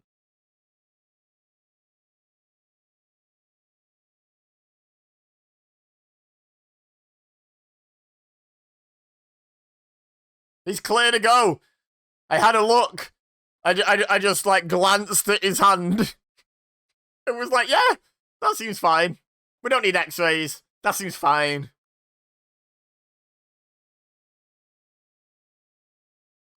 Luger and Rick Steiner versus Buff Bagwell and Scott Steiner. Okay.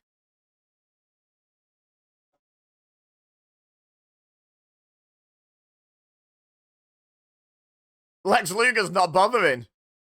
Why did Scott run away? There's two of them. Oh, he just got wiped out. There was two of them, and Lex Luger was not getting the... He didn't get the email about running in from Rick, did he? He's like, we're going to run, and Lex was like, left him on unread. He just walked.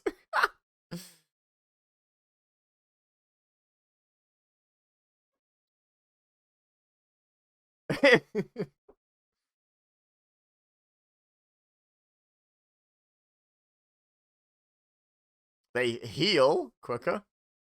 Oh, and Slammy.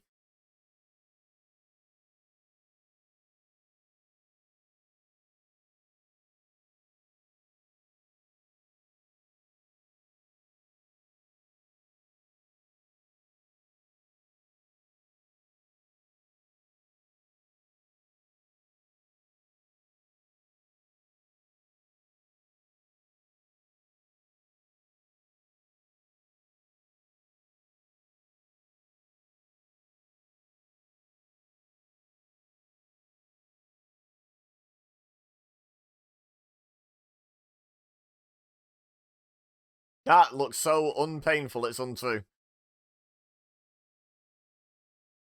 Like, there's a difference between, like, being safe and being so unsnug it looks rubbish.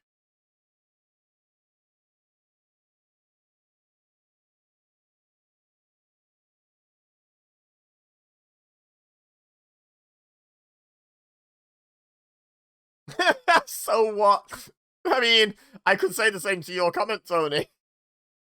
Calls himself Big Papa Bump, so what? So what? what was your point? It was funny, though. I'll give you that. Selling the hand. Selling the fake hand injury. Amazing.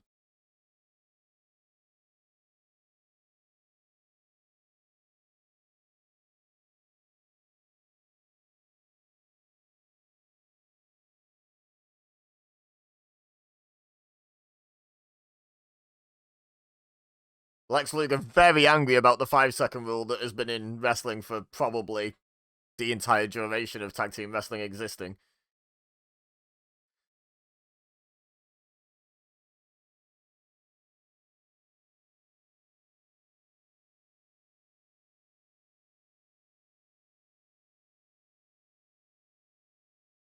What do you mean, maybe a little comeback? He literally rolled his shoulder. I like... You know what I really like? That Rick has committed to the wearing odd boots thing.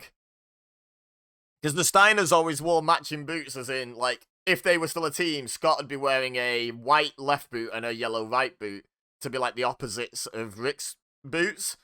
Rick has stuck with the boot thing. I think that's a good little detail. I really do. Like, he's mad at his brother and, like, wants to beat him up for being an idiot and joining the nWo, but he's still acknowledging he's my brother. I like that. I think there's a lot in that the commentators and the general show isn't particularly mentioning. You know, like, it's not being drawn attention to, which I think is fine. Like, to just let it be a detail for people to notice that want to notice these things. I think that's fine. Not everything has to be, like, massively telegraphed. Some things can be subtle, can't they? And I like that. Because, like, the other thing is, when they were a team, assuming they wear the same size boots, pretty easy, really, isn't it? To just, like, buy 2 pairs of boots, one for each, and then just swap lefts. Like, hey, you wear my left, I'll wear yours. Like, fairly easy. But now it's just Rick. He has to buy himself 2 pairs of boots, and then throw one of each away, or whatever. Wear them on another show, I guess. Like, show up on Nitro in the left, white, and the yellow. The left, white, and the right, yellow. That's what I was trying to say. But yeah, just a cool little detail, I think. What are you doing, Lex Luger, you silly goose? Why would he come in at that point? What was Lex Luger's reasoning there to come in? No one was breaking any rules. Rick was crawling towards him to get the tag, and Lex is like, I think I'll enter the ring now. This seems like a good time. What are you doing, Luger, you idiot? In that specific example.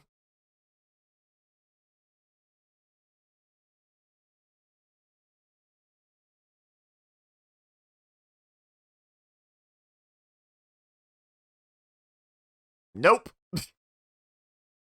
Uh-oh. Here we go. Here's the moment. We get Scott and Rick. No, we don't. Scott just legs it. Oh my god, he's actually just done one. That's amazing. We have to wait for the comeuppance, guys. We have to wait. So I'm guessing Luger probably wins this now. It's basically one-on-one.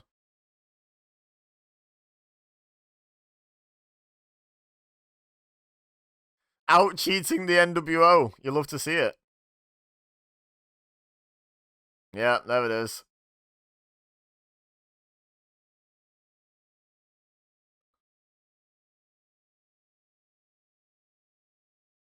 Well, there you go. See, predicted it. 3 from 3, baby.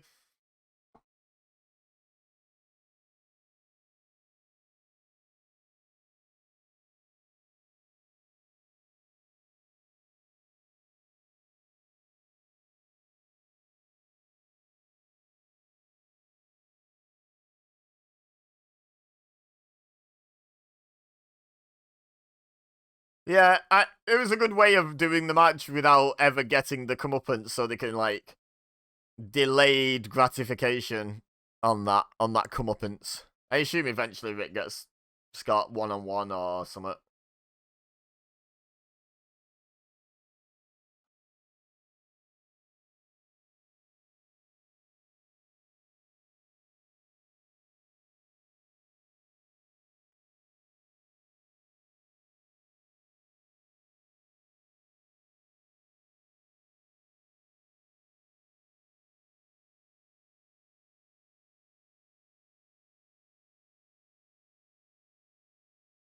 You are literally taking our time, and it took longer to not say a name.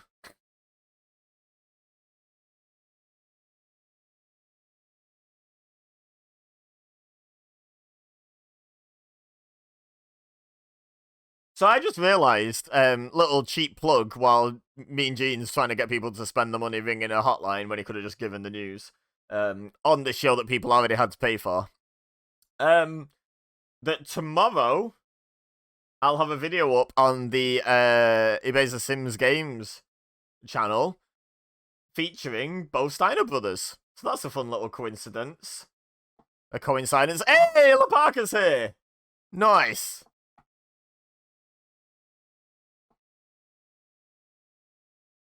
Yeah, the first DLC pack of WWE 2K23 that features both Steiners. Oh. Why you're booing LaParker? LaParker's great.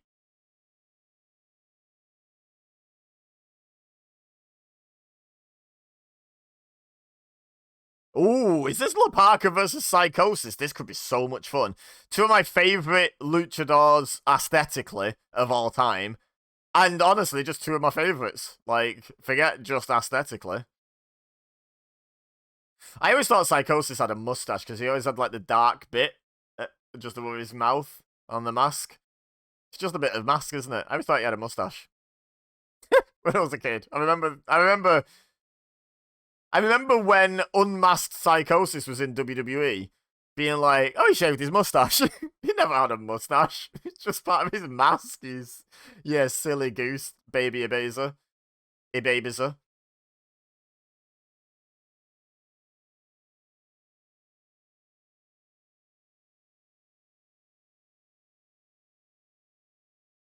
Big La Parka fan. Excuse me, please step out the way of this strut that's not going to go all the way to where you were standing anyway. Wait, are we to believe he just spat at him? Through that mask? With barely any hole for the mouth? Takes off the glove. Oh! This is Walter. Gunther, whatever.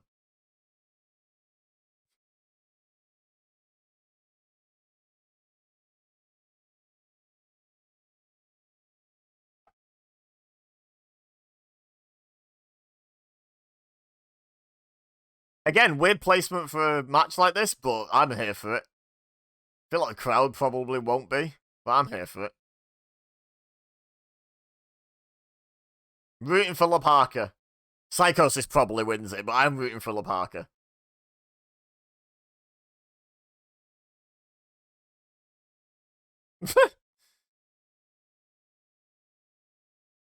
Yeah, not that spot, idiot. Oh, okay. That clearly just occurred.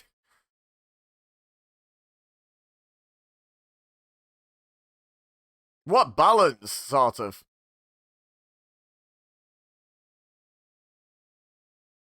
Now La Parka channeling is in a Braun Strowman having a run around the outside of the ring.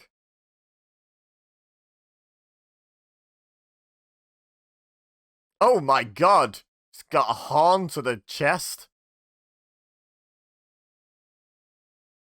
Yeah, that was like a suicide dive, but he went over the rope instead of under it. That was crazy.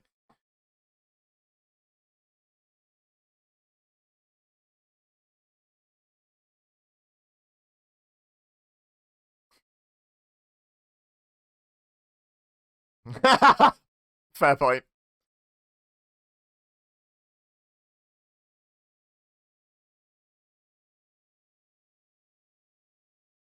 No, he's not.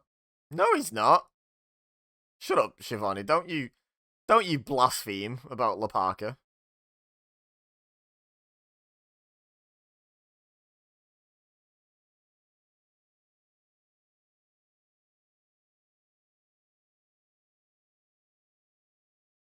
Nope.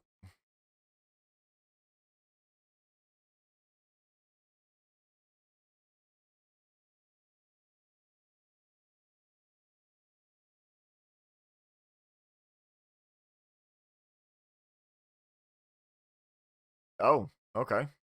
Was that a weird move? Weirdly underwhelming move. Oh, Asaya moonsault! Split-legged Asaya moonsault. You're right, you're right. It was split-legged.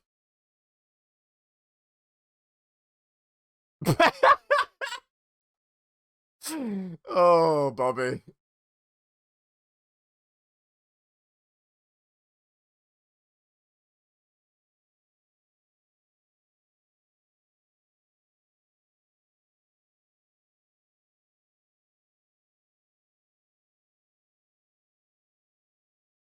It'll be neat. It'll be neat. Just walk it off.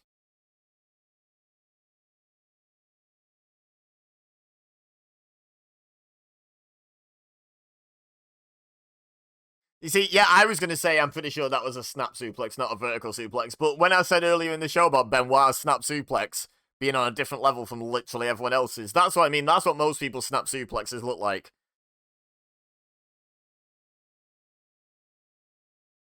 Ooh.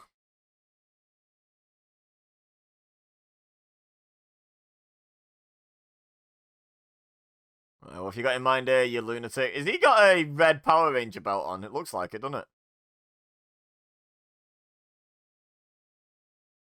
Is he strutting on the middle turnbuckle? That's incredible. That's the best thing ever. Oh dear. Oh heck. Calm down with your mustache.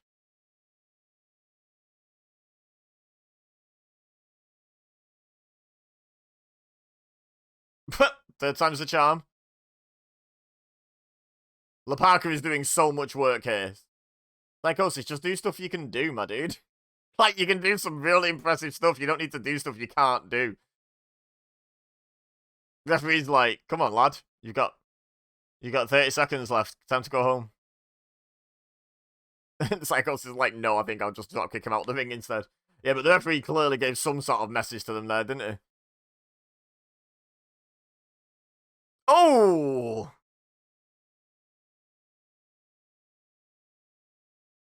I don't think he did. Yeah, I don't think he did. It's gonna tell you you're wrong, Tony. I don't think he did. Give us a replay. Come on, we need a replay to settle this feud. EBEZA versus Tony Schiavone. Come on, we need a replay.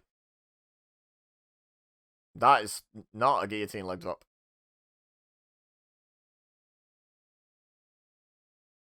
Wait, are we to believe he could have just won based on that missed splash? No wonder the fans don't care about this. This is not as good as I expected it to be. Nice Alabama slammer. Okay. Is that his finisher as well? Yeah, so Psychos is definitely winning this. Pretty sure. Oh. Almost landed on his head.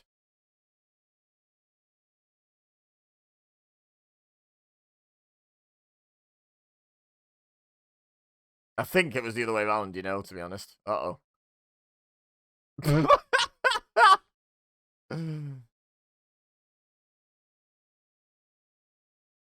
He's not trying to at all.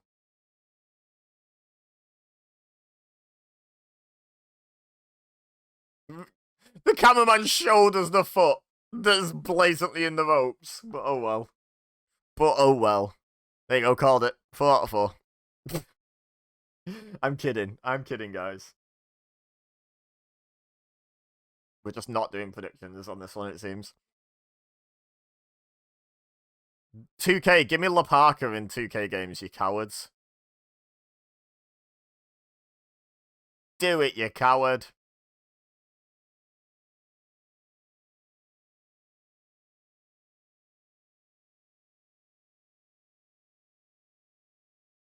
Oof.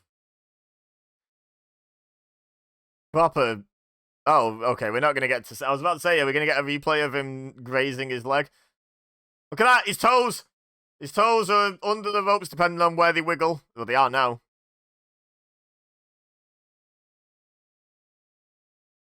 Special and unadvertised match. Filler is what you mean. Crowd did not care about that. It was not as good as I was hoping it would be. Oh well.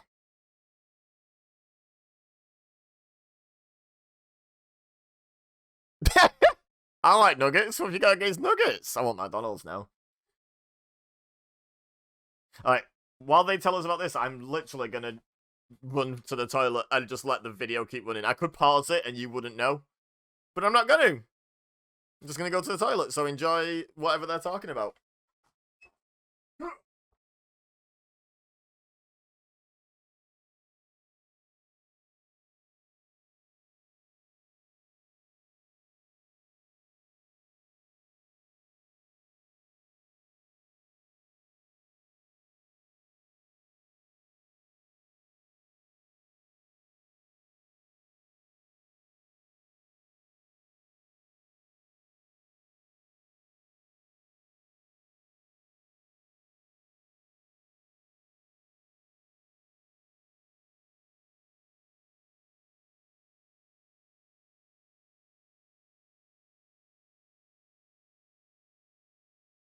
My goodness, they're still talking. Hey, you can tell I'm a streamer these days.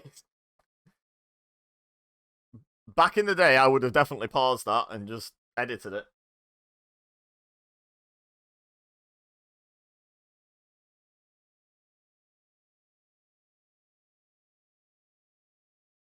A bad match.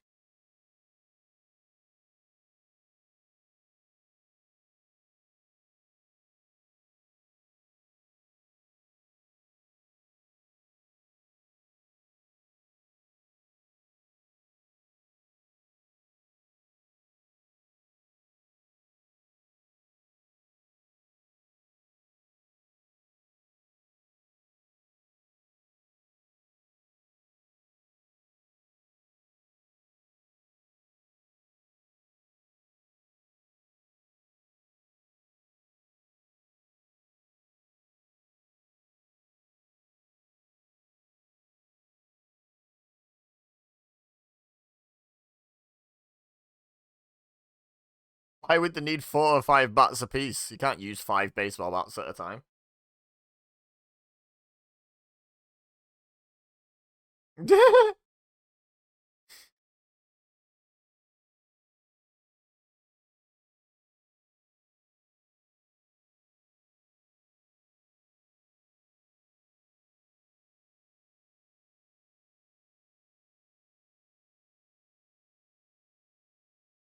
Live it.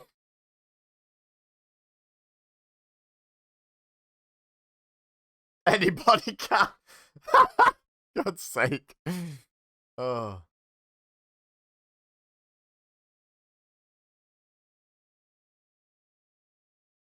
The first ever bat match. It's on a pole match before it was a meme.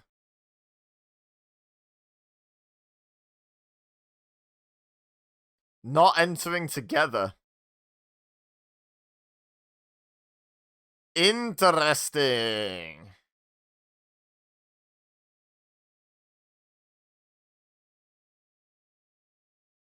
Do you call everyone the self-proclaimed before saying the nickname, or are you just being sly because he's an nWo guy? It's discrimination, that. It's rude.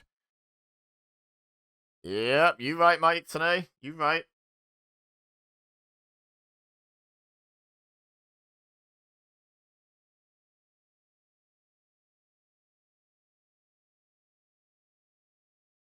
So? So, just use the nWo theme. Be a team player, Hogan. He's like, how high up is that? He's got a point, you know. That's really high. Even for Kevin Nash. And that's hilarious that now on the network it's edited to be the nWo theme, not Voodoo Child. Makes, I can't remember, was it Tony or Mike that said about the separate theme song? Makes them look pretty silly, doesn't it? What amazing editing! Oh my god, if you're watching on the network, or if the Peacock version's edited the same, wow! That was abysmal.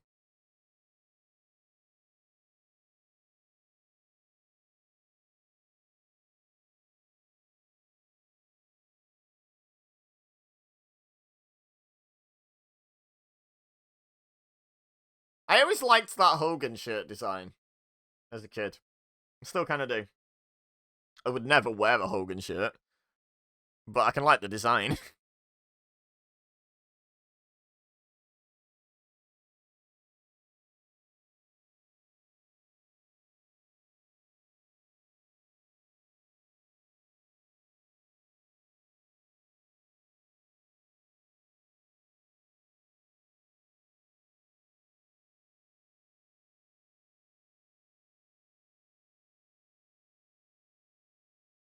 Nash is saying to Hogan, like, in a shoot. Like, who put the bat that high? Whose idea was this? I can't even reach that standing on the top rope. Oh, well.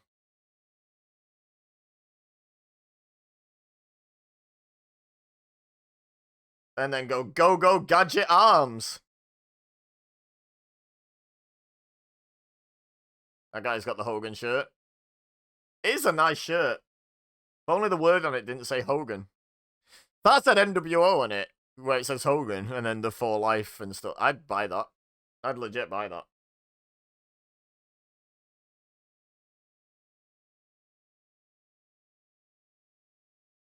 Oh yeah, he had no music. Oh.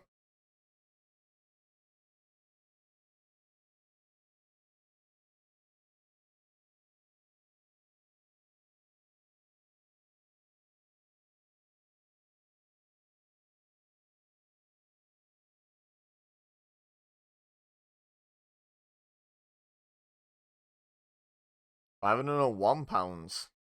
He's not had a poo today.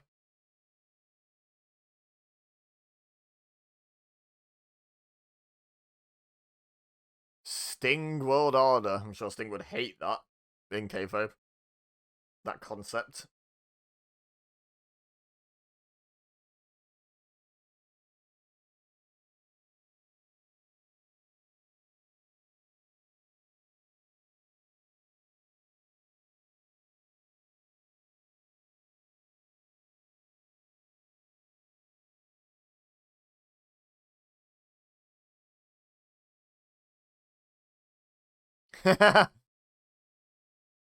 Hogan's just done one. Okay.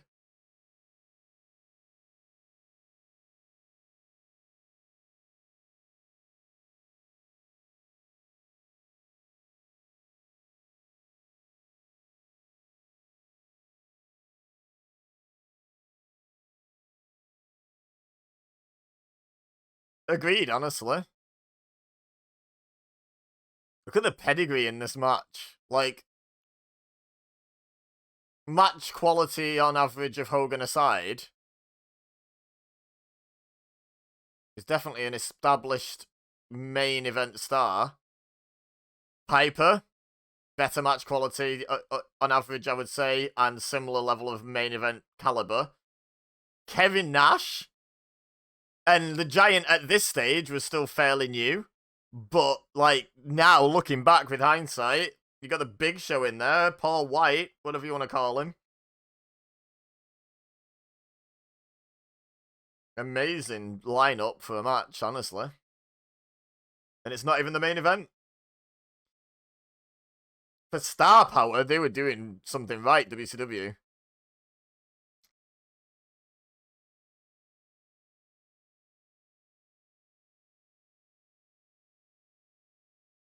The mercy is the word you're looking for, Tony.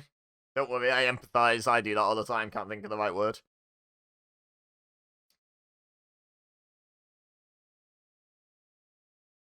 Piper, why don't you fight instead of trying to just get to the bat?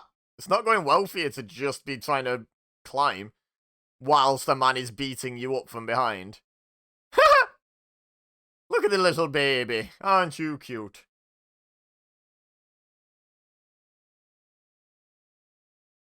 So, it's a bat match. There's no disqualifications because you can hit each other with a bat.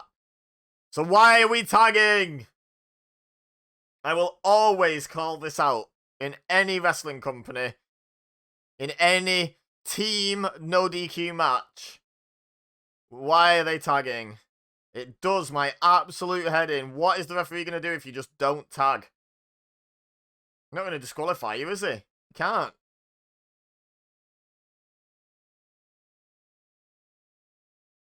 Giant massive headbutt. What's the referee doing? He told off the Giant there, like, what's he going to do? Disqualify him? In a bat match.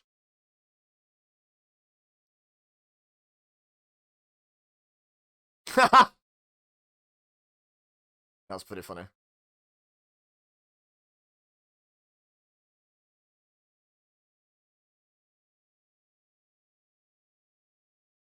Didn't know Hogan was Samoan.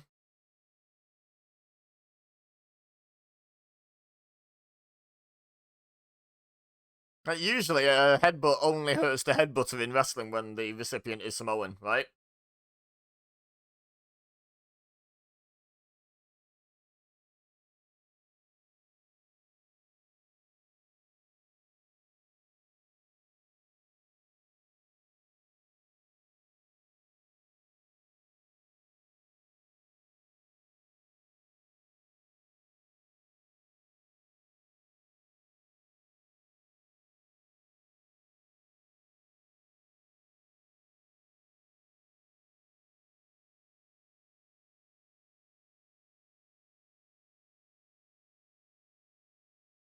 Uh-oh. Big boy's in.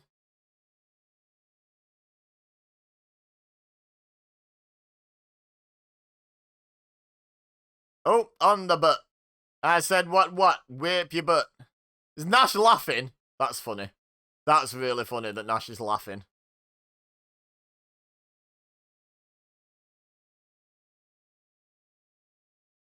He's laughing. Oh dear. Oh dear.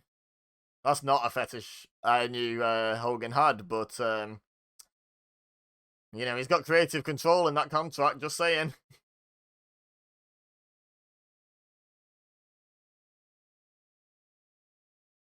It's not his job to control them. Bye, Billy.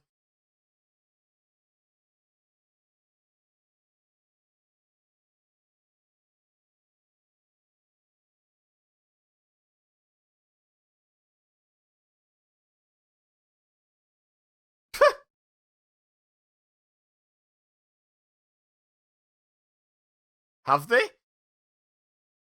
Nash was laughing at Hogan getting whipped, and have they worked together as a team that well? Not a little bit, but...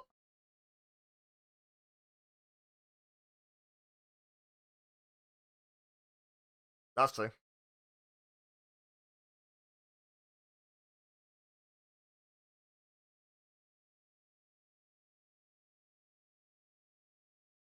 What did I just miss? I looked away for a split second and I saw Piper stumbling and falling.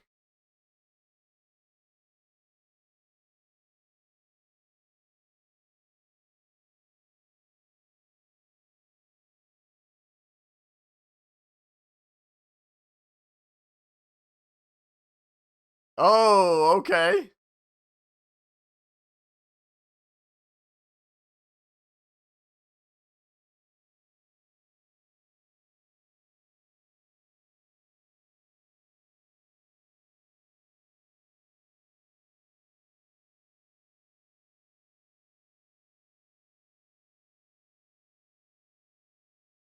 Alright then, big boys. Big meaty men slapping meat, let's go.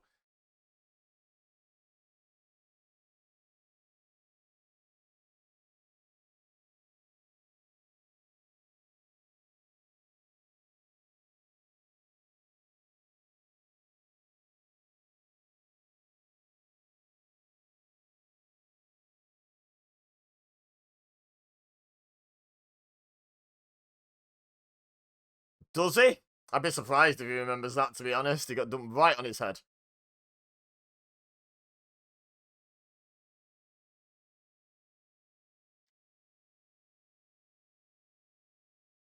Ooh. You literally asked for this, Kevin Nash, just saying. You should have been a good heel and beaten down Piper and kept him isolated. This isn't Japan, this isn't strong style.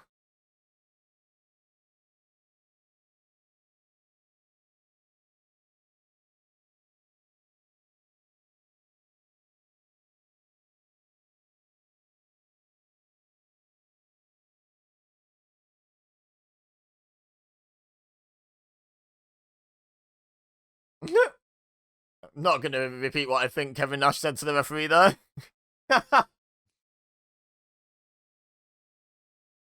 All I'll say is, I don't think it takes a lip reader.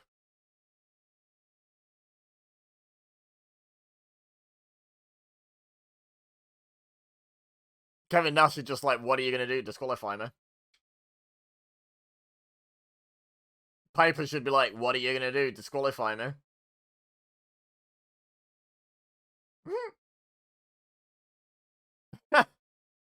Hogan's such a cartoon heel.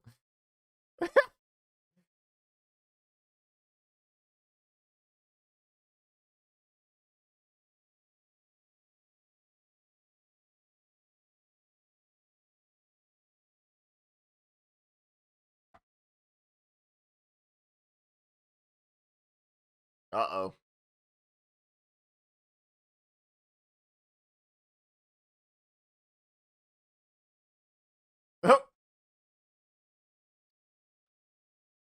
I mean, at this stage, maybe not, no, but yes, I've seen that many times in my life now at this point, Tony.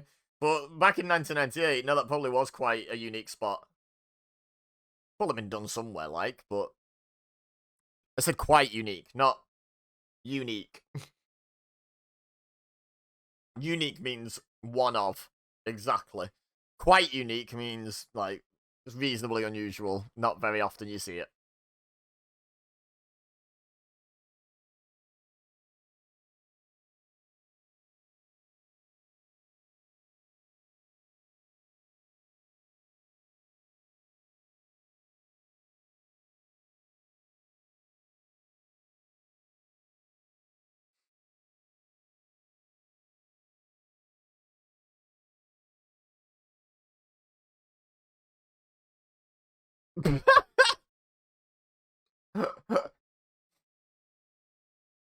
Oh, God.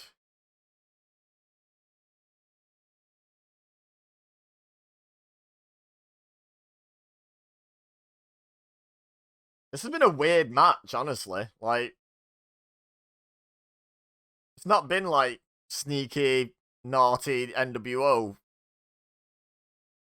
It has actually reminded me in a couple of spots of a sort of Japanese style.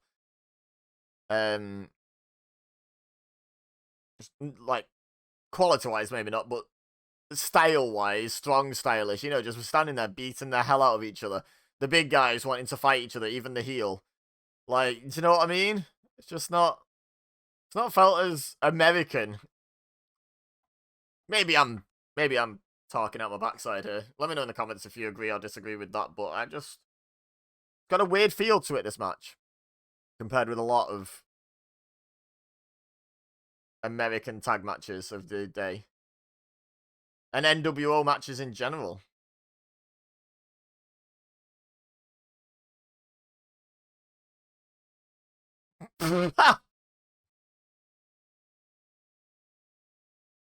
I mean, what are you doing, ref? Just give up.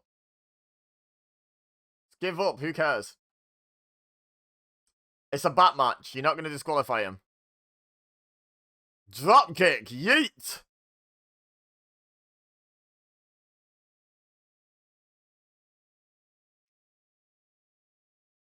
Very impressive that Giant could do any sort of dropkick, to be honest.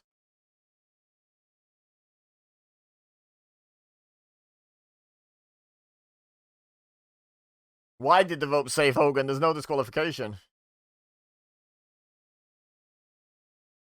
They have yet to show any teamwork. You're calling the shot before it happens, Mike Tenay.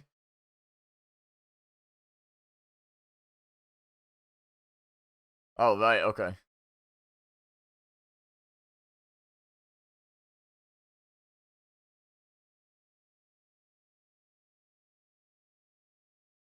Yeah, logically, it had to be Piper that got the bat right. Who else was doing that?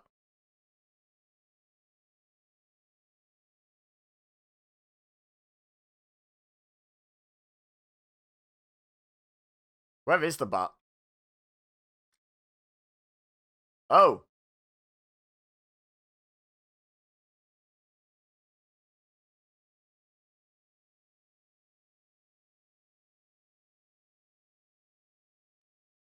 So, what was the point in the whole process, is my question.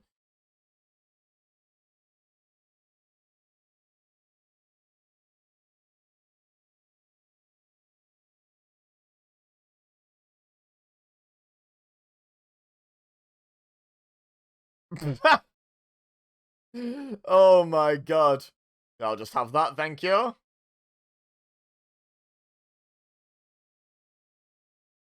Oh! Duck and cover, bye. Bye, Felicia.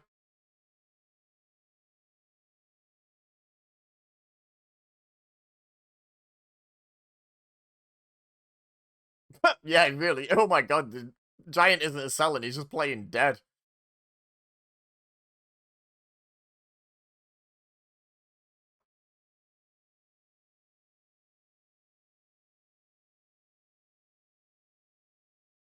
Boom! There, now it feels more like an nWo match.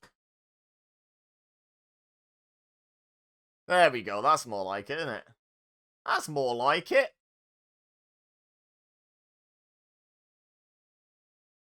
Oh, those guys are happy.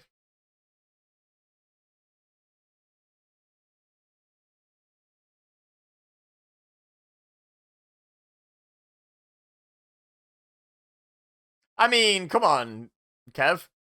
Clearly pretty accidental, that. He was clearly swinging at Piper. You were aware of what was going on.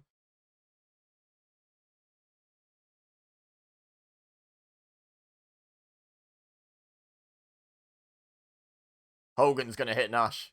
Hogan's gonna hit Nash. Yep, there it is.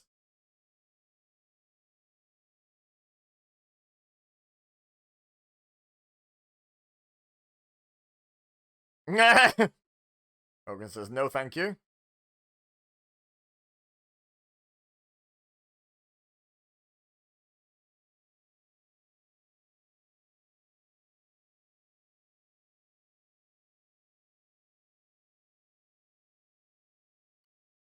Is this how the Wolfpack comes around? Like, because the Splinter is turning into quite the large piece of wood at this point, isn't it?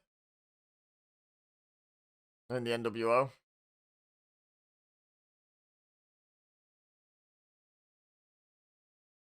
Giant's like, I'm keeping these two bits of bat. They are mine.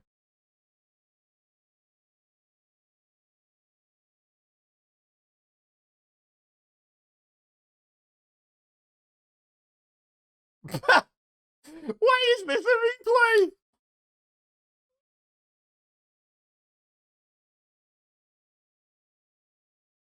Here we go. This is what Kevin Nash was angry about. Like, really? That's what you're angry about?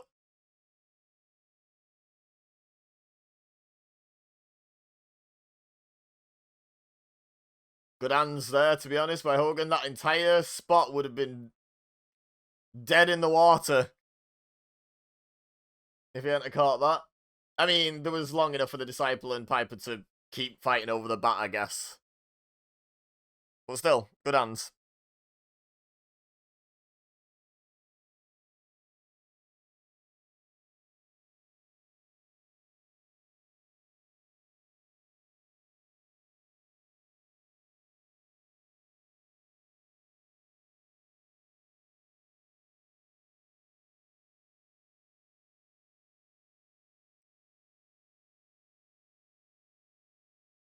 Neither of which ended up in the Wolfpack. Yeah, that is an interesting choice to help him.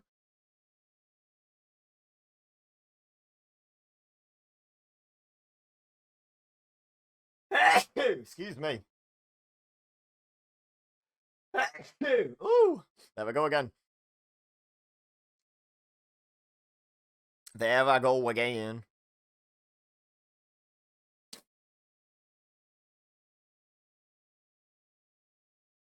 There we go. Here's the next watch along, assuming I don't miss this one. There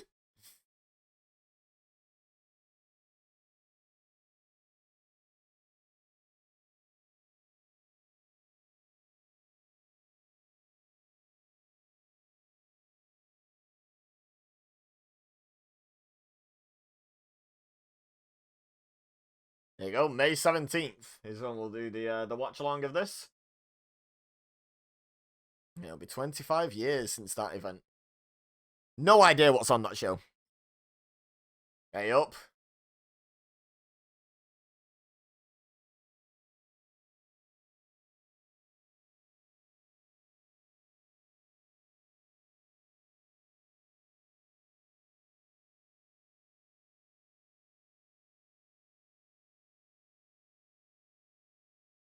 Oh, so Raven stole the belt. The winner of this match will defend the title against Goldberg. Well, I think I can predict this one then, guys, because I know who defends the US title against Goldberg.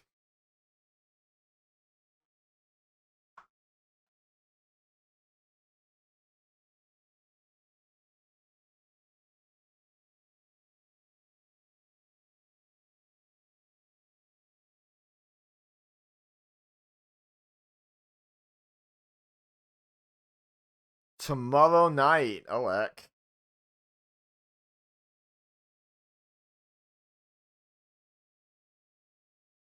No music?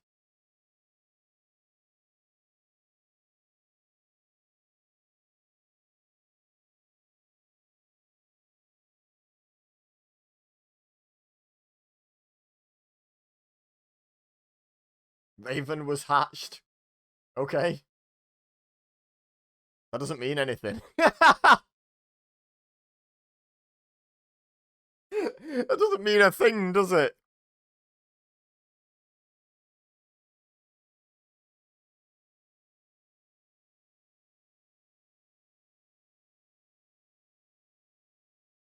Alright.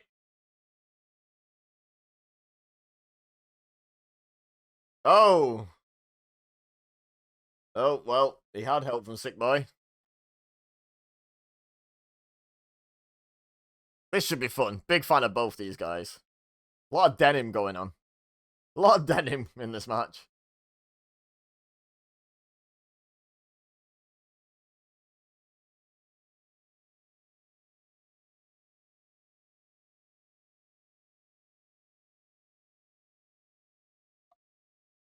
Oofed. Nice.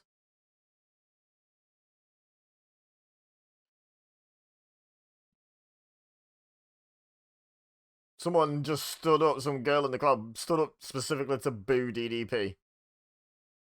Who boos DDP in 1998? Like, I mean, obviously her, but, like, seriously. Oh, hello. Alright. Alright, Luchador DDP.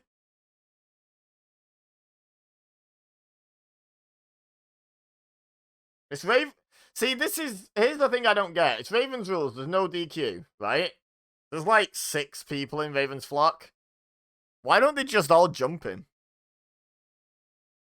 Like, there's Sick Boy, there's Kidman, there's Lodi, there's Hammer, there's Saturn, there's that big dude, Big Reese or whatever his name was. So that's 6 and Raven. Why don't they just jump him, beat him down 7-on-1, and win?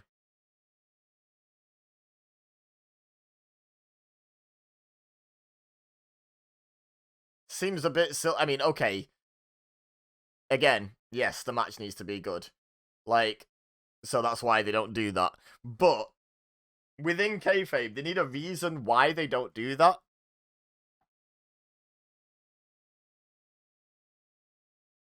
Because why are they just standing there watching DDP potentially beat Raven? Like, as his flock. Why are they just standing there?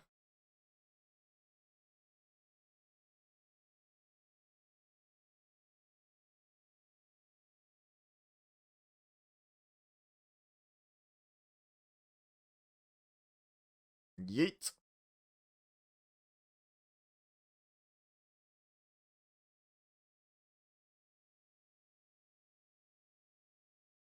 Whammy.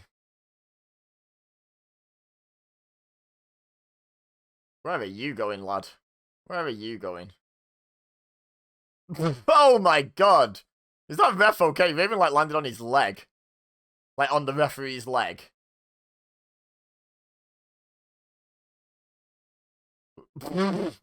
Jesus. That was just unnecessary. Considering how wobbly that thing is, there's no need for that risk.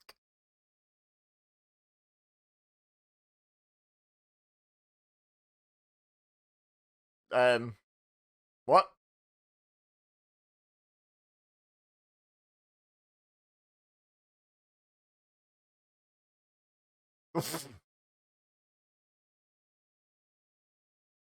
Does anyone believe trash cans are made of steel? They're very clearly aluminium. Or aluminum. But it's pronounced aluminium. That's the word. It's also spelt aluminium, for anyone that spells it wrong as well as saying it wrong. He didn't touch either of the wagon wheels. But okay. You just really wanted to say that, didn't you, Tony?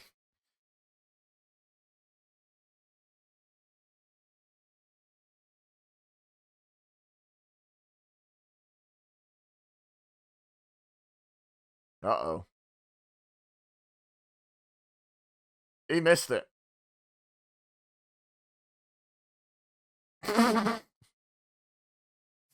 No comment, Bobby. No comment.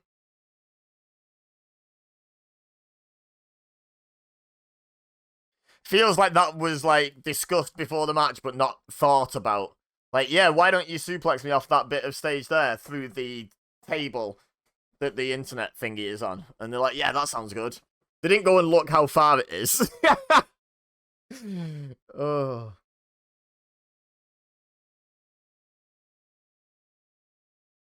Oh, my goodness. Whatever it was he just hit him with, that shattered on his head. It, like, shattered. It must have been plastic.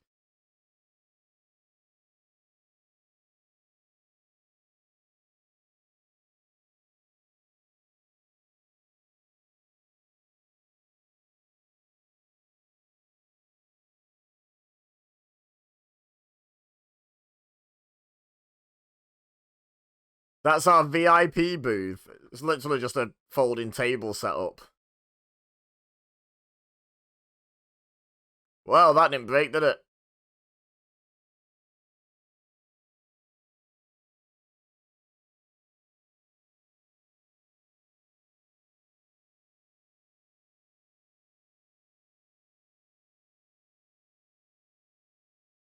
This isn't what I expected, honestly. I knew it was going to be Raven's Rules and there's going to be, like, some weaponry involved, but this has been,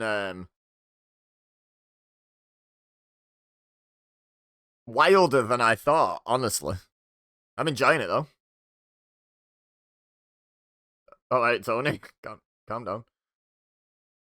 He's just hitting with a cowbell, but you're worried about the aluminium trash can.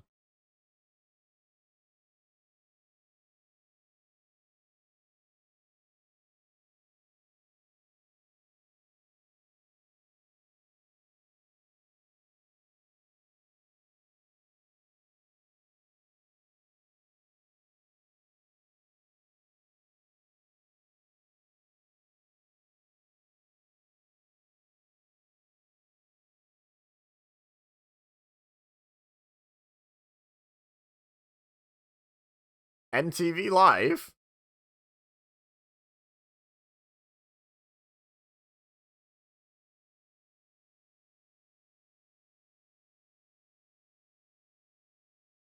Oh, Sick Boy's fine. He's just not bothered following up the ramp and helping Raven. Okay. Everything but the kitchen sink. And now, the kitchen sink.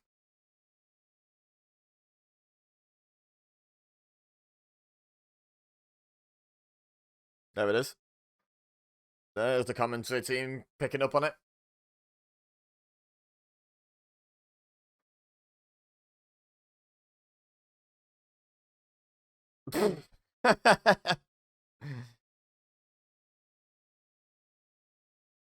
A what?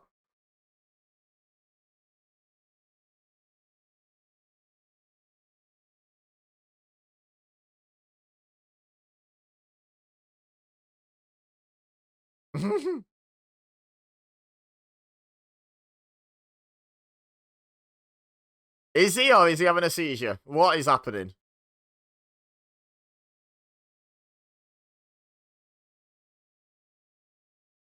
Oh, that's a Raven move to drop toe hold onto a weapon. Usually a chair. Well, still, that's a Raven move. Yeah. Thank you, Mike Tenay. Yeah. I'm glad I didn't just imagine that. Oh my goodness. Alright, Booker T. Calm down. Baby.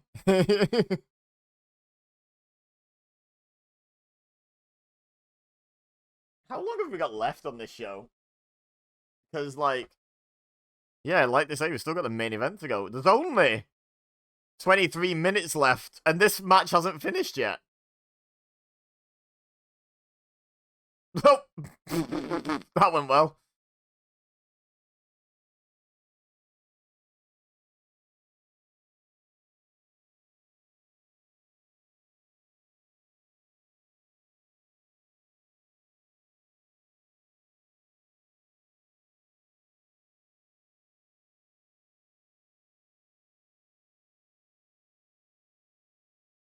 He did it in with a clutch, you right? That's not the finish. No, okay, I was gonna say that's a lame finish. Lame finish. That would have been. So I'm glad that wasn't. But they did have me for a second where I thought, in a negative way, I thought that could actually be it. Here we go. Yeah, at least DDT. Oh no, no. You gotta love an inside cradle in a Raven's Rules match.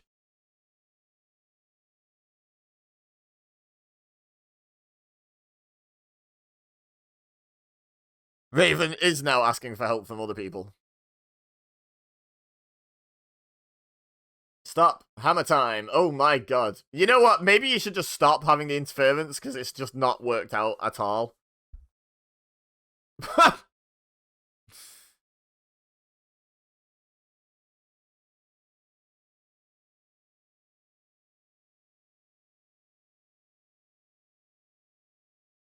I'm wondering that, but more from a perspective of how short is this main event?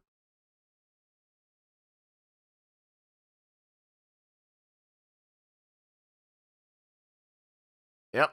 Probably should have just done that right at the start of the match, to be honest. No, don't ask for more help.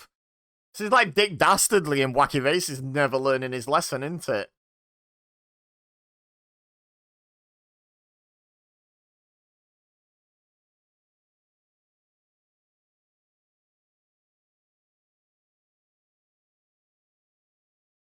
Nope. Reese doesn't seem fussed. He's like, well, I've done my job. Laters. Like, he's not bothered, is he? He's not angry that DDP kicked out of his big move or anything like that.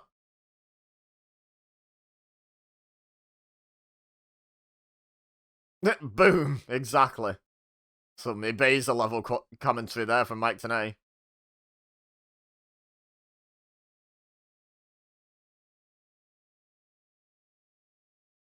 That was nice. That was a good diamond cutter. Who's he? Is that one of the Harris brothers? Did we need another flock member? 7 wasn't enough, you see.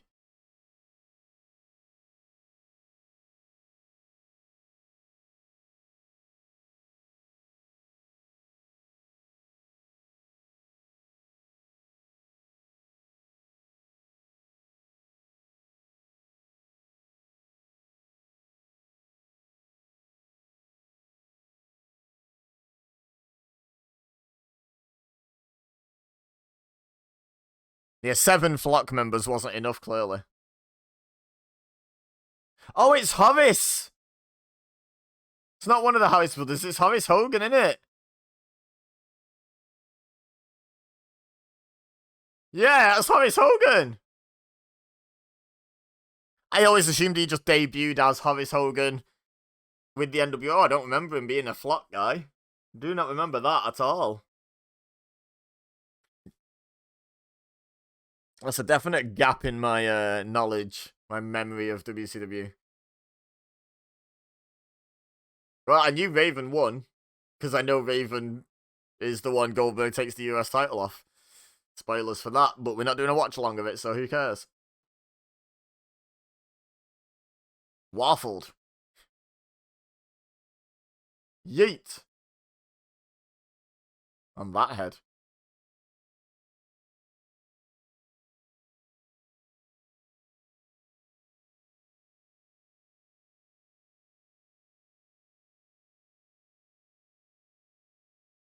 Was that DDT supposed to be on the kitchen sink or not? I'm not sure.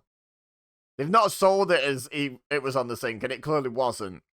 But it feels like the positioning was quite deliberate. I don't know. Whatever. Who cares? So we have 18 minutes left, just over. It's like 10 seconds more. So this is not going to be a long main event. Because we're not even starting the entrances straight away. Oh, boy. How short is this main event going to be?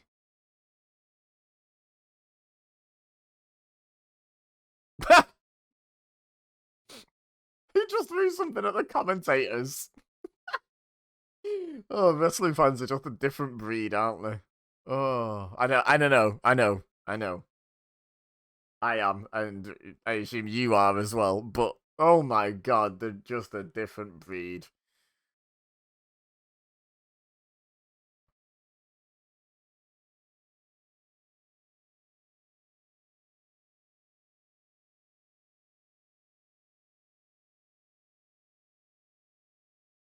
You don't get your video package, Tony? Amateur hour.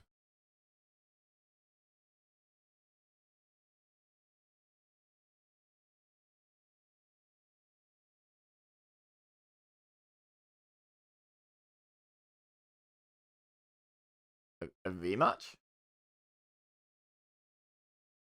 When did they have a match?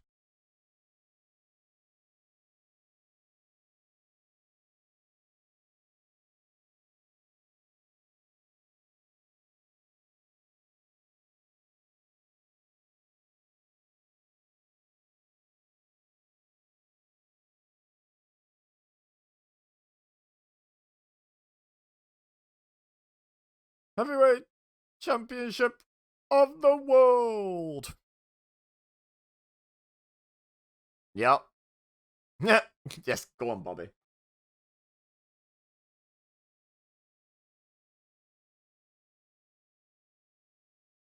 Oh, you little cheap pop merchant. Who are you, Mick Foley?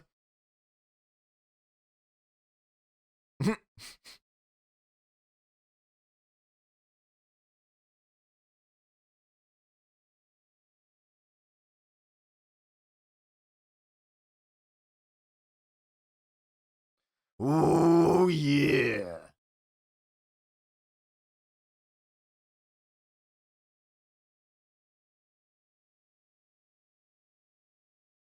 So Macho Man's got this like babyface story coming in of how he's the injured underdog coming in, but they're bigging it up as more like a wounded animal being dangerous. But it's quite the babyface story, isn't it? Acquiring injuries before coming into the world title match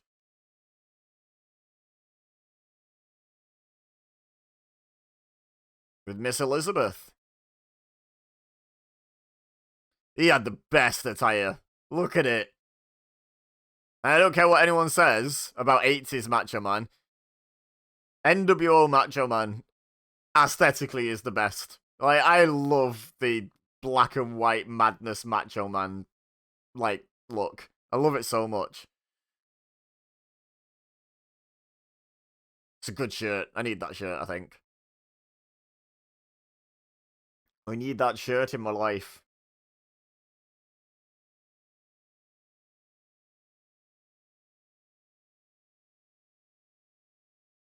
nWo.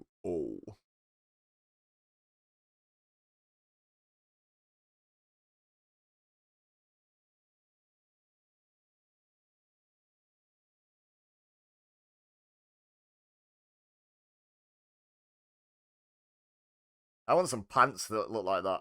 Like, not wrestling tights, just joggers. Half and half, black and silver. Yeah. Give me some Macho Man 1998 jogging bottoms, please. That'd be amazing. Here we go. The reason I am here today doing this, the reason I am into professional wrestling.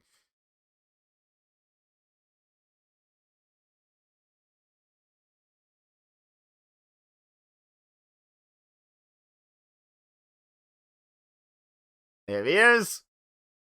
Showtime, folks.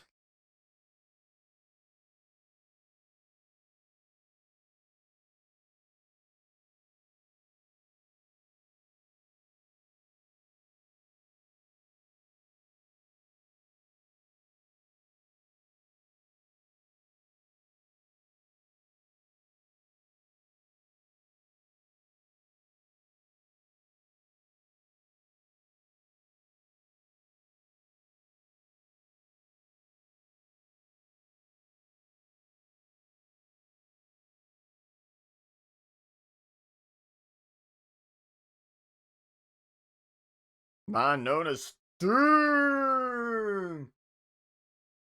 Okay, 13 minutes left on the show. Less than. Wow. That's a short main event. The Goldberg opener might have been longer than that. Probably wasn't.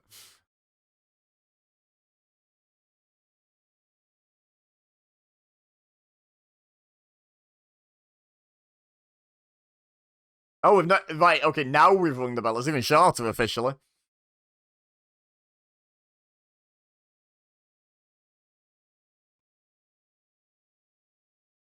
Raking the throat. He thought he was going in the eyes then, didn't he, when he started that sentence?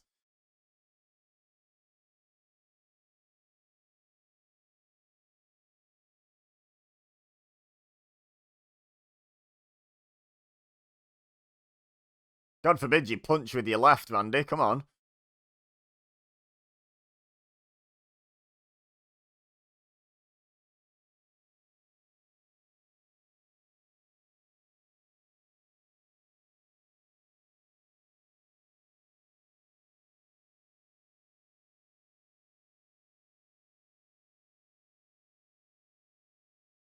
I genuinely don't remember who wins this. I assume Sting, but could easily be Savage, to be honest.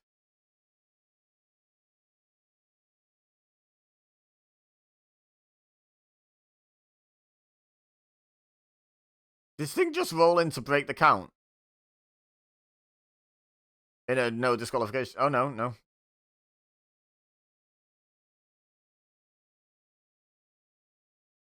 Why did Sting go back into the ring and stop attacking his opponent in an ODQ match?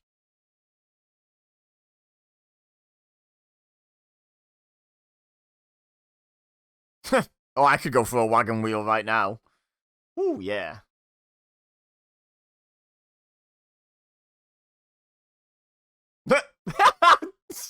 Bobby Heenan. Oh! Oh my god. I love it. I love Bobby Heenan so much. Great color commentator. What a great color commentator. Like, top, absolute tippy top tier.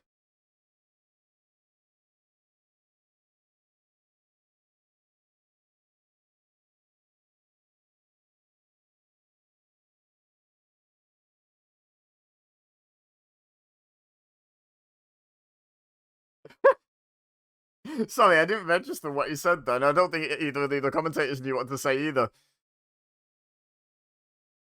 If his pyro goes off now, Savage is going to the ceiling. Oh, God. He is indeed. Just worst choice for a weapon ever. There's just hay everywhere now.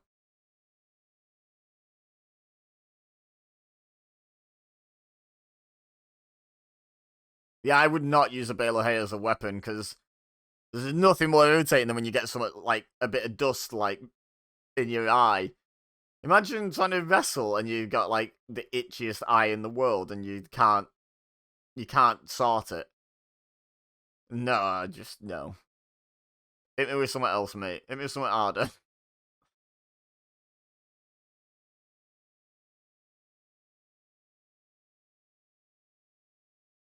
Swing and a miss.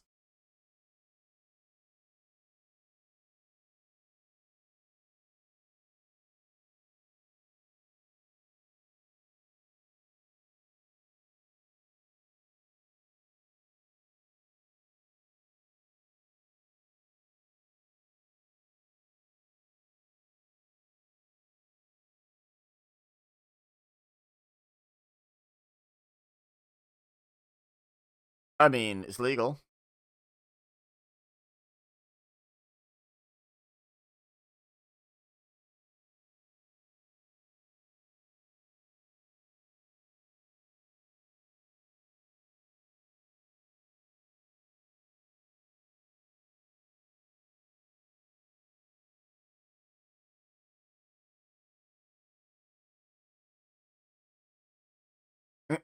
Heenan's still on the old kitchen sink spot from the last match.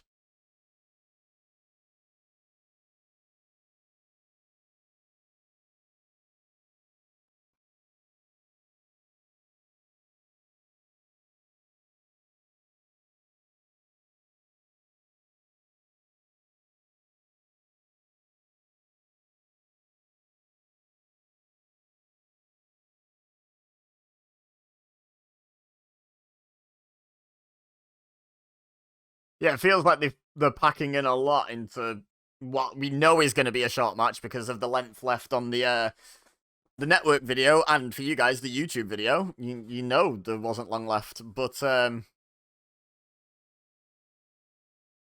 not void of action, is it? Or devoid of action, I think is the actual term.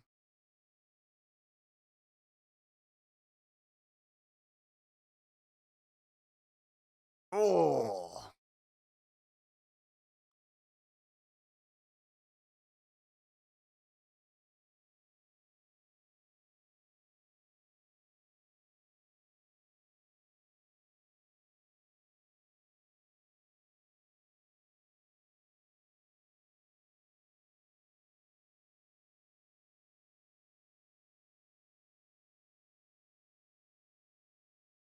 You know, I know they're hyperbolizing for dramatic effect, but I believe it's at least equal. Yeah, they do some stuff like just hurts like hell, man.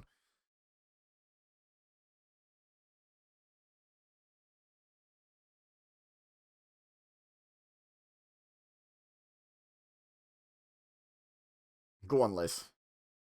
Get her back in there. Get him back in there.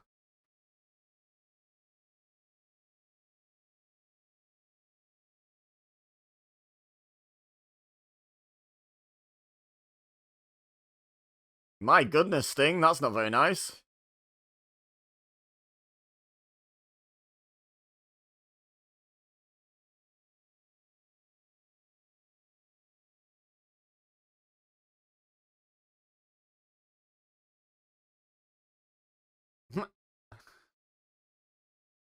Oh, the low blow.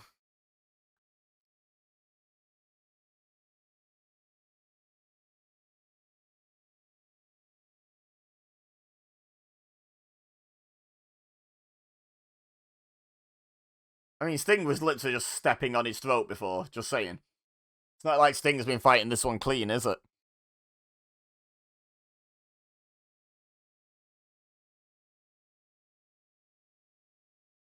Oh, we're thinking elbow. We're thinking elbow.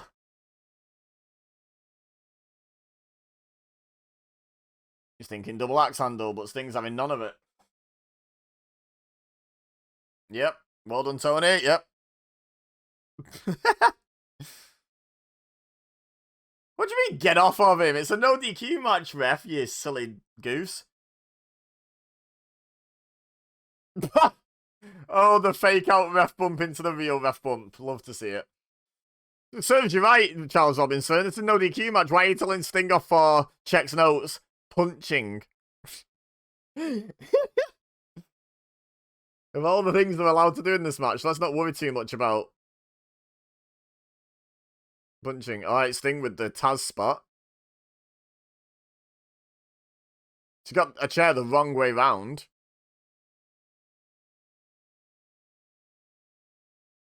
Uh-oh. Liz is going to take a splash.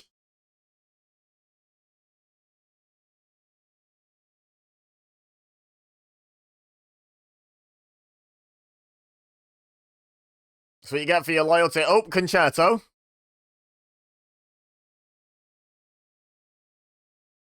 Oh, there's another ref here. Oh, there's a Hogan.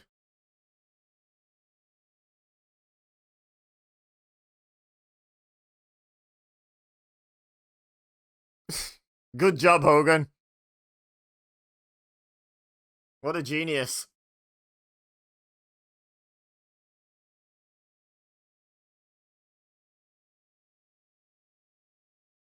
Anyone helping the ref? The original ref?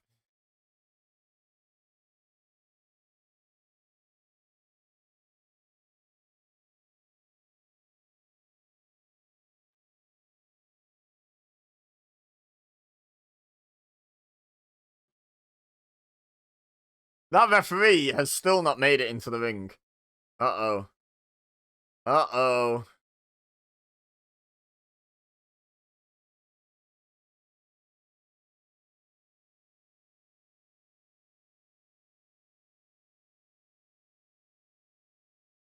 Oh, that can nearly hit him.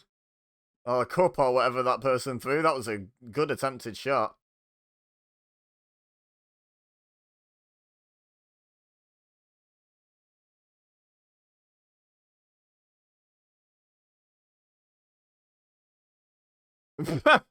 Wake up, ref. Is that actually it? It is! Okay, I thought Sting was going to win.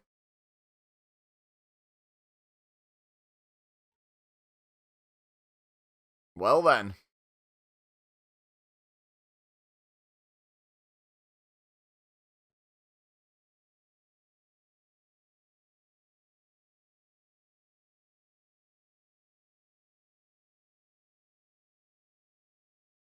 I sort of want to watch Nitro. Good job writing the show. I do sort of want to watch Nitro. I'm not going to lie.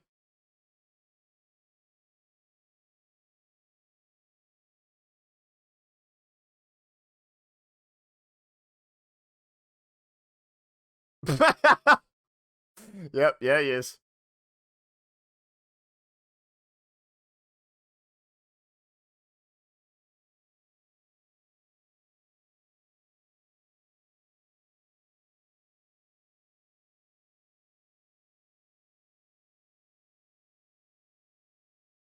Good job, Charles Robinson. Good job.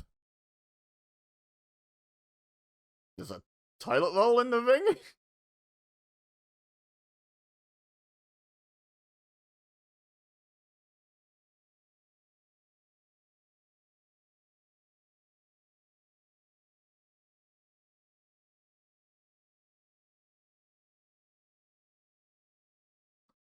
Nash! Good, good promo there, Brutus.